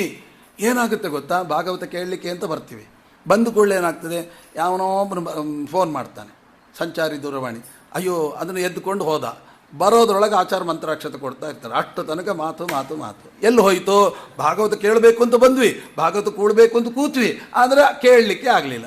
ರಾಮದೇವ್ರ ಪೂಜಾಗೆ ಅಂತ ಕೂತ್ವಿ, ಎಲ್ಲ ಬೋರ್ ಆಗ್ತಾ ಇತ್ತು. ಅಷ್ಟರೊಳಗೆ ಸಂಚಾರಿ ದೂರವಾಣಿ ಬಂದು ಕೂಡಲೇ ಅದು ಹೊರಗೋಯ್ತು. ಹೊರಗೋಗಿ ಬೇಗ ಮುಗಿಸ್ಕೊಂಡು ಬರೋಣ ಅಂದೊಳಗೆ ರಾಮದೇವ್ರ ಭುಜಂಗಿಸಿ ಆಗೋಗಿತ್ತು. ಗೋವಿಂದ ಬಂದಿದ್ದು ಯಾಕೆ? ರಾಮದೇವ್ರು ನೋಡ್ಲಿಕ್ಕೆ ಆಗಲೇ ಇಲ್ಲ. ಯಾಕೆ ಹೀಗೆ? ನೋಡ್ಲಿಕ್ಕಾಗಲಿಲ್ಲ, ಕೇಳಲಿಕ್ಕಾಗಲಿಲ್ಲ. ಯಾಕೆ ಅಂದರೆ ಅವನ ದೈತ್ಯ ಯಾರು ಗೊತ್ತಾ? ಇವನು ತೃಣಾವರ್ತ ಅಂತ ದೈತ್ಯ. ಭಗವಂತನ ಕಥೆಯನ್ನು ಕೇಳದಿದ್ದ ಹಾಗೆ, ಭಗವಂತನ ದರ್ಶನವನ್ನು ಕಾಣದಿದ್ದ ಹಾಗೆ ಮಾಡುವ ದೈತ್ಯ. ಹೇಗೆ ಅಂತ ನೀವು ಕೇಳ್ಬೋದು. ನೋಡಿ, ಸುಂಟ್ರ ಗಾಳಿ ಬರುತ್ತೆ. ತೃಣಾವರ್ತ ಅಂದರೆ ಯಾರು? ಸುಂಟ್ರ ಗಾಳಿ. ಆ ಸುಂಟ್ರ ಗಾಳಿ ಬಂದಾಗ ಏನಾಗ್ತದೆ? ಜೋರಾಗಿ ಸುಂಟ್ರ ಗಾಳಿ ಬಂತು ಅಂತ ಇಟ್ಟುಕೊಳ್ಳಿ, ಕಣ್ಣು ಮುಚ್ಕೊತಾನೆ, ಕಿವಿ ಮುಚ್ಕೊತಾನೆ. ಕಿವಿ ತೆಗಿಲಿಕ್ಕಾಗಲ್ಲ, ಸೌಂಡು ಕೇಳಲಿಕ್ಕೆ. ಕಣ್ಣು ನೋಡಿದ್ರೆ ಧೂಳೆಲ್ಲ ಕಣ್ಣು ತುಂಬ್ಕೊಂಡ್ಬಿಡ್ತದೆ. ಎರಡನ್ನೇ ಇನ್ನೇನು ಮಾಡಲಲ್ಲ ಅವನು. ಆ ಸುಂಟ್ರ ಗಾಳಿ ಏನು ಮಾಡುತ್ತೆ? ಕಿವಿ ಕೇಳದಿದ್ದ, ಕಣ್ಣು ಕೇಳಿದ ಅಷ್ಟೇ. ಇನ್ನೆಲ್ಲ ಬಂದು ಮತ್ತೆ ಏನು ಬೇಕಾದ್ರೆ ನೋಡ್ಕೊಳ್ಳಿ, ಏನಾಗಲ್ಲ. ಆಮೇಲೆ ಗಾಳಿ ಕಮ್ಮಿ ಆದಮೇಲೆ ಕಣ್ಣು ಬಿಡ್ತೀವಿ, ಕಿವಿ ಬಿಡ್ತೀವಿ. ಹಾಗಾದರೆ ಕಿವಿಯನ್ನು ಬಂದು ಮಾಡುವ ದೈತ್ಯ ತೃಣಾವರ್ತ. ಹೇಗಿರ್ತಾನೆ? ಗಾಳಿಯ ರೂಪದಲ್ಲಿ ಇರ್ತಾನೆ. ಇದು ಕೂಡ ಅಷ್ಟೇ, ಸಂಚಾರ ದೂರವಾಣಿಯಲ್ಲಿ ಗಾಳಿಯ ರೂಪದಿಂದ ಬಂದು ಅದನ್ನು ನಮ್ಮನ್ನು ಎತ್ಕೊಂಡು ಹೊರಗೆ ಹೋಗ್ತಾನೆ. ಯಾಕೆ? ಇಲ್ಲಿ ಕೃಷ್ಣನ ಕತೆ ಭಾರ ಅಂತ ಅನ್ನಿಸ್ತು, ಅದಕ್ಕೆ. ಇಲ್ದ್ರೆ ಕೇಳಲ್ಲ. ಆ ದೈತ್ಯ ಬರಬೇಕಾದ್ರೆ ಮೊದಲು ನಮಗೆ ಅದರಲ್ಲಿ ಇಂಟ್ರೆಸ್ಟ್ ಕಮ್ಮಿ ಆಗಬೇಕು, ಅದನ್ನು ಹುಡುಕ್ತಾ ಇರ್ತಾನೆ. ಅದಕ್ಕೆ ಹೇಳ್ತಾರಲ್ಲ, ನಮ್ಮಲ್ಲಿ ತಮಾಷೆ ಮಾಡ್ತಾರೆ, ಏನು ಬ್ಯಾಸರಿಕೆ, ಆಕಳಿಕೆ, ತೂಕಡಿಕೆ ಅಂತ 3 ಜನ ದೈತ್ಯರಂತ. ಒಬ್ಬೊಬ್ಬೊಬ್ಬರೇ ಬರ್ತಾರಂತ. ಮೊದಲು ಬ್ಯಾಸರಿಕೆ ಬರ್ತದೆ, ಆಮೇಲೆ ಆಕಳಿಕೆ, ಆಮೇಲೆ ಹಾಗೆ ಗೋಡೆ ಸಿಕ್ಕಿದ್ರೆ ತೂಕಡಿಕೆ. ಪುರಾಣ ಮುಗಿದೇ ಹೋಗಿರ್ತದೆ. ಈ ಥರ 3 ಜನ ಬೇರೆ ಎಲ್ಲೂ ಬರಲ್ಲ. ಸಿನಿಮಾ, ಆರ್ಕೆಸ್ಟ್ರಾ ಅಲ್ಲೆಲ್ಲ ಬರಲ್ಲ, ಇಲ್ಲೇ ಬರೋದು, ಪುರಾಣದ ಹತ್ರನೇ ಬಂದು ಇದ್ದದ್ದನ್ನೆಲ್ಲ ಕೆಡಿಸಿ ಹಾಕಿಬಿಡ್ತಾರೆ. ಏನು ಮಾಡಬೇಕೀಗ? ಅದಕ್ಕೋಸ್ಕರವಾಗಿ ಹೇಳ್ತಾರೆ ನೋಡಿ, ಆ ತೃಣಾವರ್ತನ ನೋಡಿ, ಅಲ್ಲಿ ತನಕ ಸುಮ್ಮನಿದ್ದ. ಯಾಕೆ ಬಂದ? ಯಶೋಧಾದೇವಿ ತೊಡೆ ಮೇಲೆ ಇಟ್ಕೊಂಡಿದ್ಲಂತೆ. ಭಾರ ಅಂತ ಅನಿಸ್ತು ಕೃಷ್ಣ. ಆ ಭಾರ ಅಂತ ಅನಿಸಿದ್ರೆ ಕೆಳಗಿಟ್ಲು. ಅದಕ್ಕೆ ಅವನು ಬಂದು ಎತ್ಕೊಂಡು ಹೋದ. ಯಾರಿಗೆ ಕೃಷ್ಣ ಭಾರ ಅಂತ ಆಗ್ತದೆ, ಕೃಷ್ಣನ ಕತೆ ಭಾರ ಅಂತ ಆಗುತ್ತೆ ಅಂಥವ್ರನ್ನ ತೃಣಾವರ್ತ ಬಂದು ಎತ್ಕೊಂಡು ಹೋಗ್ತಾನೆ. ಸ್ವಾಮಿ, ನಮಗೂ ವೀಕ್ನೆಸ್ ಇದೆ ಆ ಥರ, ಏನು ಮಾಡೋಣ? ಏನಿಲ್ಲ, ಕೃಷ್ಣನ ಸ್ತೋತ್ರ ಮಾಡ್ರಿ. ಏನಂತ? ತೃಣೀಕೃತ ತೃಣಾವರ್ತ, ಅವನನ್ನು ಕೊಂದಿಯಲ್ಲಪ್ಪ ಅಂತ ನೀನು ಬೇಡಿಬಿಡಿ, ಆ 2 ಕೆಲಸ ನಮಗೆ ಮಾಡಿಸ್ತಾನೆ. ಹೀಗೆ ನಮ್ಮ ಜೀವನದಲ್ಲಿ ಪ್ರತಿಯೊಬ್ಬರ ಸಾಧನೆಯನ್ನು ಮಾಡಿಸಲಿಕ್ಕೆ. ಕಾಲಿಯನ್ ಕತೆ ಕೇಳಿದ್ರಿ. ಕಾಲಿಯನ್ ಕತೆ ಏನು ತತ್ವ? ಒಳಗಿನ ತತ್ವ ಏನು? ಅಷ್ಟೇ ಹೇಳ್ತೀನಿ, ಇನ್ನೇನು ಜಾಸ್ತಿ ಹೇಳಲ್ಲ. ಕತೆ ಎಲ್ಲ ಕೇಳಿದ್ರಿಂದ ತತ್ವ ಏನು? ಇಷ್ಟೇ. ಏನು? ಕಾಲಿಂಗ ಅಂತ. ಕಾಲಿಂಗ ಅಂದರೆ ಏನು? ನಮ್ಮ ಇಂದ್ರಿಯಗಳಿದೆಯಲ್ಲ, ಕಣ್ಣು, ಮೂಗು, ಕಿವಿ, ಇದರಿಂದ ಸಾಧನೆ ಮಾಡಬೇಕು. ಯಾಕೆ ಸಾಧನೆ ಮಾಡ್ತಾ ಇಲ್ಲ ನಾವು? ಈ ನಾಲಿಗೆಯಿಂದ ಸಾಧನೆ ಮಾಡ್ಬೋದಲ್ಲ, ಯಾಕೆ ಮಾಡ್ತಾ ಇಲ್ಲ? ಕಿವಿಯಿಂದ ಸಾಧನೆ ಮಾಡ್ಬೋದಲ್ಲ, ಯಾಕೆ ಮಾಡ್ತಾ ಇಲ್ಲ? ಯಾಕೆ ಅಂದರೆ ಇಂಟ್ರೆಸ್ಟ್ ಇಲ್ಲ. ಇಂಟ್ರೆಸ್ಟ್ ಇಲ್ಲ ಅನ್ನೋದು ಪರ್ಯಾಯ ಶಬ್ದ. ನಿಜವಾದ ಶಬ್ದ ಏನು ಗೊತ್ತಾ? ಒಳಗಡೆ ಕಲಿ ಕೂತುಬಿಟ್ಟಿದ್ದಾನೆ. ನಮ್ಮ ಅಂಗಗಳಲ್ಲಿ ಕಲಿ ಕೂತುಬಿಟ್ಟಿದ್ದಾನೆ. ಕಣ್ಣಿನಲ್ಲಿ, ಕಿವಿಯಲ್ಲಿ ಕೇಳಬಾರದ್ದನ್ನೇ ಕೇಳಿಸ್ತಾನೆ, ನೋಡಬಾರದ್ದನ್ನೇ ನೋಡಿಸ್ತಾನೆ, ತಿನ್ನಬಾರದ್ದನ್ನೇ ತಿನ್ನಿಸ್ತಾನೆ. ಇದು ಕಲಿ. ಎಷ್ಟು ದಿವಸ? 1 ದಿನ 2 ದಿನ ಅಲ್ಲ. ಹಾಗಾದರೆ ಏನರ್ಥ? ಕಲಿ ನಮ್ಮ ಅಂಗದೊಳಗೆ ಕೂತುಕೊಂಡು ಮಾಡಿಸದಿದ್ದ ಹಾಗೆ ಮಾಡ್ತಾ ಇದ್ದಾನಲ್ಲ. ಹಾಗಾದ್ರೆ ಏನು ಹೇಳಬೇಕು? ಕಲಿ ಅಂಗದೊಳಗಿದ್ರೆ ಕಲಿಂಗ ಅಂತ ಆಗುತ್ತೆ. ಕಾಲಿಂಗ ಅಂತ ಯಾಕೆ ಹಾಕಬೇಕು? ಅದಕ್ಕೆ ಹೇಳ್ತಾರೆ, 1 ದಿನ 2 ದಿನ ಅಲ್ಲ, ಸಾಯೋ ತನಕ ನಮ್ಮ ಬೆನ್ನು ಹತ್ತು ಬಿಟ್ಟಿದ್ದಾನೆ. ಕಾಲಿಂಗ ಶಾಶ್ವತವಾಗಿ ಬಿಡುವ ಯೋಚನೆನೇ ಮಾಡ್ತಾ ಇಲ್ಲ. ಏನು ಮಾಡಬೇಕೀಗ? ಆಗ ಅವನು ಕಲಿ ನಮ್ಮ ಅಂಗದೊಳಗೆ ಸೇರಿಕೊಂಡು ಏನಾಗಿಬಿಟ್ಟಿದೆ ಅಂದರೆ, ಯಮುನಾ ನಡು ವಿಷ. ನಮ್ಮ ಹೃದಯ ಎಂಬತಕ್ಕಂದು ಬರೀ ವಿಷ. ಯಾಕೆ ಹೇಳಿ? ಸಜ್ಜನರು ನೋಡಿದರೆ ಸುಮ್ಮನೆ ಬೂಟಾಟಿಕೆ ಮಾಡ್ತಾ ಇದ್ದಾರೆ ಏನೋ, ಕಾವ್ಯ ಬಟ್ಟೆ ಉಟ್ಟರು ನೋಡಿದರೆ ಸುಮ್ಮನೆ ಯಾವುದೋ ಕಾವ್ಯ ಬಟ್ಟೆ ಉಟ್ಟುಕೊಂಡು ಮೋಸ ಮಾಡ್ತಾ ಇದ್ದಾರೆ, ಎಲ್ಲ ವಿಷ. ಯಾಕೆಂದರೆ ಒಳಗಡೆ ವಿಷ ಇದ್ದಾಗ ಎಲ್ಲವೂ ವಿಷವಾಗೇ ಕಾಣುತ್ತೆ. ಯಾಕೆ? ಒಳಗಡೆ ಕಲಿ ಇದ್ದುಕೊಂಡು ಹಾಳು ಮಾಡ್ತಾ ಇದ್ದಾನೆ. ಈಗೇನು ಮಾಡಬೇಕು? ಕೃಷ್ಣ, ನೀನು ಬಂದು ಕುಣಿಬೇಕಪ್ಪ, ನನ್ನ ಹೃದಯದೊಳಗೆ ಕುಣಿದ್ರೆ ಆಗ ಎಲ್ಲ ಕಲಿ ಎಲ್ಲ ಅಂಗಗಳನ್ನು ಬಿಟ್ಟು ಹೋಗ್ತಾನೆ. ಕಾಲಿಯ ಪಣ ಮಾಣಿಕೆ ಯಾವಾಗ ಬರ್ತಾನೆ? ಕಾಲಿಯನ ಹೆಡೆಯಲ್ಲಿ ಕುಣಿದವ ಅಂತ ಯಾರು ಉಪಾಸನೆ ಮಾಡ್ತಾರೆ ಅವರಿಗೆ ಈ ಫಲ ಬರುತ್ತೆ. ಸುಮ್ಮನೆ ಅಲ್ಲೇ ಇದ್ದು ಕಾಳಿಂಗ ಸತ್ತೋಗಂದ್ಬಿಟ್ಟಿದ್ರೆ ಇಷ್ಟೆಲ್ಲ ಸಿಕ್ತಿತ್ತ? ಇವೆಲ್ಲ ಸಜ್ಜನರಿಗೆ ಅವಕಾಶ ಮಾಡಿಸ್ಕೊಡ್ಬೇಕು ಅಂತ ತಾನು ಬೇಕು ಅಂತ ಒಂದೊಂದು ಪಾತ್ರವನ್ನು ಮಾಡಿ ಈ ಕೆಲಸವನ್ನು ಮಾಡಿ ಇದು ಒಂದು ನನಗೆ ಹೆಸರಿದೆ ಅಂತ ಹೇಳಿ ಕಾಲಿಯ ಇಲ್ಲಿ ಒಂದು ಮಾತು ನಾವು ತಿಳ್ಕೊಳ್ಬೇಕು. ಏನು ಅಂತಂದರೆ, ಆ ಬಾಲವನ್ನು ಎತ್ತಿ ಹಿಡಿದ, ಹೆಡೆಯನ್ನು ತುಳಿದ. ಯಾಕೆ ಅಂದರೆ ವಾದಿರಾಜರು ಹೇಳುವ ಮಾತೇನು ಅಂತಂದರೆ, ತಪ್ಪು ಮಾಡಿದವರನ್ನ ತುಳಿತಾನೆ, ಯಾರು ತಪ್ಪು ಮಾಡಲಿಲ್ಲ ಅವ್ರನ್ನ ಹೀಗೆ ಎತ್ತುತ್ತಾನೆ ಅಂತ. ಇದು ಒಂದು ಅರ್ಥ. ವ್ಯಾಖ್ಯಾನಕಾರರು ಕೊಡ್ತಾರೆ ಇನ್ನೂ ಅದ್ಭುತ. ಅಲ್ಲ, ಇದೇನೋ ಅದ್ಭುತ ಅಲ್ಲ ಅಂತಲ್ಲ, ಇದೂ ಒಂದು ಅದ್ಭುತವೇ. ಇನ್ನೂ ಒಂದು ಸ್ವಾರಸ್ಯಕರವಾದ ವಿಚಾರವನ್ನು ಹೇಳ್ತಾರೆ. ದೇವರೇ, ಯಾಕಪ್ಪ ನೀನು ಹೆಡೆ ತುಳಿದಿ, ಬಾಲ ಯಾಕೆ ಹಿಡ್ದಿ? ನಿಜವಾಗಿಯೂ ತಲೆಭಾಗ ಶ್ರೇಷ್ಠ ಅಲ್ವಾ? ಬಾಲಭಾಗ ಮೈಲಿಗೆ ಅಲ್ವಾ? ಈ ಬೆಕ್ಕು ನೋಡಿ, ಆ ಬೆಕ್ಕು ಮುಖ ಎಲ್ಲ ಒಳ್ಳೆಯದು, ಆ ಬಾಲ ಇದೆಯಲ್ಲ ಅದು ಮೈಲಿಗೆ. ಅದು ಎಲ್ಲಿ ತಾಗಿ ಬಿಡ್ತದೋ ಅದು ಮೈಲಿಗೆ. ಎಂಥ ಮೈಡಿ ಇದ್ದರೂ ಕೂಡ ಅಂತಹ ಮೈಲಿಗೆ ಅದು. ಬಾಲ ಮೈಲಿಗೆ, ತಲೆ ಪವಿತ್ರ. ಅಂಥ ಪವಿತ್ರವಾದ ಭಾಗವನ್ನು ಎತ್ತೋದು ಬಿಟ್ಟು ಮೈಲಿಗೆ ಭಾಗ ಎತ್ತಿದೆಯಲ್ಲ, ಕೆಟ್ಟ ಭಾಗವನ್ನು ಎತ್ತಿದಿ, ಒಳ್ಳೆ ಭಾಗವನ್ನು ತುಳಿತಾ ಇದ್ದಿ, ಇದು ನ್ಯಾಯವ? ಕೃಷ್ಣ ಅಂದ, ನನಗೆ ಮಡಿ ಮೈಲಿಗೆ ಕೆಟ್ಟದ್ದು ಒಳ್ಳೆಯದು ಯಾವುದರಿಂದ ಗೊತ್ತಾ? ವಸ್ತುವಿನಿಂದ ಅಲ್ಲ. ಮತ್ತು ಯಾರು ಆ ಹೆಡೆಯನ್ನು, ಪವಿತ್ರವಾದ ಹೆಡೆಯಾಗಿದ್ದರೂ ಕೂಡ ಯಾರು ಹಿಡಿದದ್ದು? ದೈತ್ಯರು ಹಿಡಿದದ್ದು. ಅದಕ್ಕೆ ನಂಗೆ ಬೇಡ. ಈ ಮೈಲಿಗೆ ಆದಂತಹ ಬಾಲವೇ ಇರಬಹುದು, ಅದನ್ನು ಯಾರು ಹಿಡಿದ್ರು? ನಮ್ಮ ದೇವತೆಗಳು ಹಿಡಿದ್ರು. ಆದ್ದರಿಂದ ನನಗೆ ಅದು ಯಾವತ್ತೂ ಮಡಿನೇ. ನನ್ನ ದೇವತೆಗಳು ಯಾವುದು ಹಿಡಿತಾರೋ ಅದು ಎಂಥವನು. ಅರ್ಥಾತ್ ಏನರ್ಥ? ಶ್ರೀಮಂತ ಬಡವ ಲೆಕ್ಕ ಇಲ್ಲ. ನಮ್ಮ ದೇವತೆಗಳು ಯಾರ ಕೈಯನ್ನು ಹಿಡಿತಾರೋ ಅವರು ನಾನು ಕಾಪಾಡ್ತೀನಿ. ಅವನಿಗೆ ಬೇಕಾದ ಶ್ರೀಮಂತ, ನನಗೆ ಅದಲ್ಲ ಅಲ್ಲ. ನನ್ನ ದೇವತೆಗಳು ಯಾರ ಕೈ ಹಿಡಿದಿದ್ದಾರೋ, ದೇವತೆಗಳು ಯಾರ ಕೈ ಹಿಡಿತಾರೆ? ಸಾಲಿಗ್ರಾಮ ಶಿಲಾ ಸ್ಪರ್ಶಂ ಏಕುರುವಂತಿ ದಿನೇ ದಿನೇ ವಾಂಛಂತೆ ಕರಸ್ಪರ್ಶಂ, ಕೊಡಪ ಕೈ ಅಂತ. ಅಂಥ ಕೈಯನ್ನು ದೇವರು ಹಿಡಿತಾನಂತೆ. ಅದಕ್ಕೋಸ್ಕರವಾಗಿ ಇದನ್ನೆಲ್ಲ ತಿಳಿಸ್ಲಿಕ್ಕೆ ಕಾಲೀಯ ಪಣಮಾಣಿಕ್ಯ ಗೋವರ್ಧನ ಚಲೋದರ್ಥ. ಗೋವರ್ಧನ ಹಿಡ್ದ ಏನರ್ಥ ಅಂದರೆ, ಗೋ ಅಂದರೆ ಏನು? ಶಾಸ್ತ್ರ ಅಂತ ಅರ್ಥ. ಶಾಸ್ತ್ರವನ್ನು ವರ್ಧನ ಅಂದರೆ ಬೆಳೆಸುವ ಜ್ಞಾನಿಗಳು ಅಂತ ಅರ್ಥ. ಪಾಠ ಪ್ರವಚನ ಮಾಡತಕ್ಕಂಥ ಜ್ಞಾನಿಗಳಿರ್ತಾರಲ್ಲ, ನಡೆದಾಡುವ ದೇವರು ಅಂತ ಕರಿತಿರ್ತಾರಲ್ಲ ಮಹಾಸ್ವಾಮಿಗಳಂಥವರು. ಇಡೀ ಭಾಗವತವೇ ಮುಖೋದ್ಗತ ಇರತಕ್ಕಂಥ ಮಹಾಸ್ವಾಮಿಗಳಂಥ ಜ್ಞಾನಿಗಳಿರ್ತಾರಲ್ಲ, ಅಂತಹ ಜ್ಞಾನಿಗಳನ್ನು ನಾವು ನೋಡಿಕೊಂಡ್ರೆ, ಗೋವರ್ಧನರನ್ನು ನಾವು ಎತ್ತಿ ಹಿಡಿದು ಭಗವಂತ ಅವರನ್ನ ಎತ್ತಿ ಹಿಡಿತಾನೆ ಅನ್ನೋದು ಒಳಗಿನ ತತ್ವ. ಆ ಗೋವರ್ಧನ ಪರಿಕ್ರಮ ನಿಜವಾಗಿಯೂ ಅದ್ಭುತವ. 24 ಕಿಲೋಮೀಟರ್ ಇದೆ ರೀ. ಅದರ ಸುತ್ತ ಪ್ರದಕ್ಷಿಣೆ ಬರಬೇಕು. ನಿಜವಾಗಿಯೂ ಅಂಗ ಪ್ರದಕ್ಷಿಣೆ, ಹೆಜ್ಜೆ ನಮಸ್ಕಾರ ಹಾಕ್ತಾರೆ ಇವತ್ತಿಗೂ ಕೂಡ. ಹೆಜ್ಜೆ ನಮಸ್ಕಾರ, ಅಂಗ ಪ್ರದಕ್ಷಿಣೆ 24. ಎಂಥ ಬಿಸಿಲು, ರಣರಣ ಬಿಸಿಲು. ಅದರೊಳಗೆ ನಿಜವಾಗಿಯೂ ಅಲ್ಲಿ ಮಾಡತಕ್ಕಂಥ, ಅಲ್ಲಿ ಯಾರು ಅಂಗ ಪ್ರದಕ್ಷಿಣೆ ಬರ್ತಾರೆ ಅವರಿಗೆ ಚರ್ಮ ರೋಗನೇ ಹೊಟ್ಟು ಹೋಗ್ಬಿಡ್ತಂತ. ಅಂತಹ ದಿವ್ಯವಾದ ಕ್ಷೇತ್ರ ಅದು. ಸಾಕ್ಷಾತ್ ಭಗವಂತ ಇವತ್ತಿಗೂ ನಿಂತಿರತಕ್ಕಂಥ ಕ್ಷೇತ್ರ. ಅಂತಹ ಗೋವರ್ಧನ ಚಲೋದರ್ಥ ಗೋಪಾಲ ಸರ್ವಪಾಲಕ. ಆಮೇಲೆ ನಿನ್ನೆ ದಿವಸ ಕೇಳಿದ ಹಾಗೆ ಕಂಸನ ಸಂಹಾರದ ವಿಚಾರವನ್ನು ಕೇಳಿದ್ದೀರಿ. ಕಂಸನ ಸಂಹಾರದ ವಿಚಾರದಲ್ಲಿ ಏನು ತತ್ವ ಅಂತಂದರೆ, ಒಳಗಿಂದ ಮಾತು ಬರುತ್ತೆ. ಕೊಂದ ಅಂತ ಕೇಳಿದ್ರಿ, ಆ ಕೊಂದಂತಹ ಕಂಸನ ಒಳಗಿಂದ ಮಾತು ಬರುತ್ತಂತೆ. ಏನಂತ? ಮುಯ್ಯಿಗೆ ಮುಯ್ಯ ತೀರಿತು ಅಂತ. ಇದೇನ್ರಿ ಅಂದರೆ, ಕಂಸ ವಿಷ್ಟೋ ಭೃಗು. ಆ ಭೃಗು ಋಷಿಗಳು ಹೇಳ್ತಾರೆ, ಸ್ವಾಮಿ ನಾನು ಅವತ್ತು ಒಂದೇ ಒಂದು ಒದ್ದದ್ದು ಶ್ರೀನಿವಾಸ ಕಲ್ಯಾಣದಲ್ಲಿ ಬಡ್ಡಿ ಸಮೇತ ಒದಿತಾ ಇದ್ದೆಲ್ಲ ಚುಕ್ತಾಯಿತು ಅಂತ ಒಳಗಿನ ಭೃಗು ಋಷಿಗಳು ಹೇಳ್ತಾರಂತೆ. ಮುಯ್ಯಿಗೆ ಮುಯ್ಯ ತೀರಿತು ಅಂತ. ಆ ರೀತಿಯಾಗಿ ಕಂಸನೊಳಗಿರ್ತಕ್ಕಂಥ ಭೃಗು ಋಷಿಗಳನ್ನ ಉದ್ಧಾರ ಮಾಡೋದಕ್ಕೋಸ್ಕರವಾಗಿ ಆ ಕಂಸನನ್ನು ಕೃಷ್ಣ ಕೊಲ್ಲುವಾಗ ಈ ಇದು ಕುಂಬಾರ ಮಣ್ಣನ್ನು ತುಳಿತಲ್ಲಿ ಹಾಕಿ ತುಳಿದಂತೆ. ಅದು ಯಾಕೆ ಸ್ವಾಮಿ ಹಂಗೆ ತುಳಿದಿ? ಮಗು ಅಲ್ಲ ಅಂತೆ. ಮೈ ಮೇಲೆ ಒಂದು ಗಾಯ ಆಗಲಿಲ್ಲಂತೆ ಕಂಸನಿಗೆ. ಇದು ನೋಡಿ ಆಶ್ಚರ್ಯ. ಅಷ್ಟು ಕೊಂದಲ್ಲ, ಪ್ರಾಣವೇ ಹೋಯಿತು, ಮೈಯ ಮೇಲೆ ಒಂದು ಗಾಯ ಯಾಕೆ ಆಗಲಿಲ್ಲ? ಆಗ ಅಲ್ಲಿ ಬರೀತಾರೆ ವ್ಯಾಖ್ಯಾನಕಾರರು. ಯಾಕೆ ಅಂದರೆ, ಅಲ್ಲ ಮಗು ಆದ್ದರಿಂದ ಕೊಲ್ಲಿಲ್ಲ ಅಲ್ಲ, ಒಳಗಿನ ಅರ್ಥ ಬೇರೆ ಅಂತಾರೆ. ಏನದು? ಕ್ಷತ್ರಿಯರಿಗೆ ಒಂದು ನಿಯಮ ಇದೆಯಂತೆ. ಏನದು ಅಂದರೆ, ಅವರು ದುಷ್ಟರೇ ಇರಲಿ ಸಾತ್ವಿಕರೇ ಇರಲಿ, ಸತ್ತ ಮೇಲೆ ಯುದ್ಧದಲ್ಲಿ ಮಡಿದಾಗ ಮೈಯಲ್ಲಿ ರಕ್ತ ಬಂದು ಗಾಯ ಆಗಿ ಸತ್ತರೆ ಅವರಿಗೊಂದು ವೀರ ಸ್ವರ್ಗ ಅಂತ ಉಂಟಂತೆ. ಅಲ್ಲಿ ಸುಖ ಅನುಭವಿಸ್ಬೇಕು. ಆಮೇಲೆ ಸ್ವರ್ಗನೋ ನರಕನೋ ಎಲ್ಲೋ ಹೋಗ್ತಾರೋ ಅದು ಮುಂದಿಂದು. ಆದರೆ ವೀರ ಸ್ವರ್ಗಕ್ಕೆ ಹೋಗಬೇಕು. ಯಾವಾಗ ಮೈಯಲ್ಲಿ ಗಾಯ ರಕ್ತ ಆದರೆ. ಕೃಷ್ಣ ಅಂದ, ಈ ಕಂಸ ಡೈರೆಕ್ಟ್ ನರಕಕ್ಕೆ ಹೋಗಬೇಕು, ಆ ವೀರ ಸ್ವರ್ಗಕ್ಕೂ ಹೋಗಬಾರ್ದು, ಪಾಪಿ ಇದ್ದಾನೆ ಕಾಲನೇಮಿ ಅಂತ ಹೇಳಿ ಮೈಯಲ್ಲಿ ರಕ್ತ ಗಾಯ ಆಗದಿದ್ದ ಕೊಂದ. ಬೇಕು ಅಂತ ಕೊಂದದ್ದು ಹೊರತು ಮಗುವಾಗಿ ಅಲ್ಲ. ಪ್ರಾಣನೇ ತೆಗೆದವನಿಗೆ ಅವನು ಗಾಯ ಬರೆಸೋದು ಎಷ್ಟು ದೊಡ್ಡದು. ಬೇಕು ಅಂತ ಅವನಿಗೆ ವೀರ ಸ್ವರ್ಗವು ಸಿಗಬಾರದು ಅಂತ ಮಾಡಿದ ಅಂತ. ಹೀಗೆ ಕಂಸನ ಸಂಹಾರವಾಗುತ್ತೆ. ಕಂಸನ ಸಂಹಾರವಾದ ಮೇಲೆ ಪೂರ್ವಾರ್ಧ ಮುಗೀತದೆ. ಮುಂದೆ ಉತ್ತರಾರ್ಧದಲ್ಲಿ ಏನಾಗುತ್ತೆ ಅಂದರೆ, ಕಂಸನ ಪತ್ನಿಯರಾಗಿರತಕ್ಕಂತಹ ಅಸ್ಥಿ ಪ್ರಾಸ್ತಿ ಅಂತ ಇಬ್ಬರು, ಅಸ್ಥಿ ಪ್ರಾಸ್ತಿ ಅಂತ. ಅವರು ಏನು ಮಾಡ್ತಾರೆ ಅಂತಂದರೆ, ಕಂಸನನ್ನು ಬಿಟ್ಟರು, ಇನ್ನೇ ನಮಗಿಲ್ಲಿ ಉಳಿಗಾಲ ಇಲ್ಲ ಅಂತ ಜರಾಸಂಧನ ಹತ್ತಿರ ಹೋದರು. ಜರಾಸಂಧನ ಹತ್ತಿರ ಹೋದರು.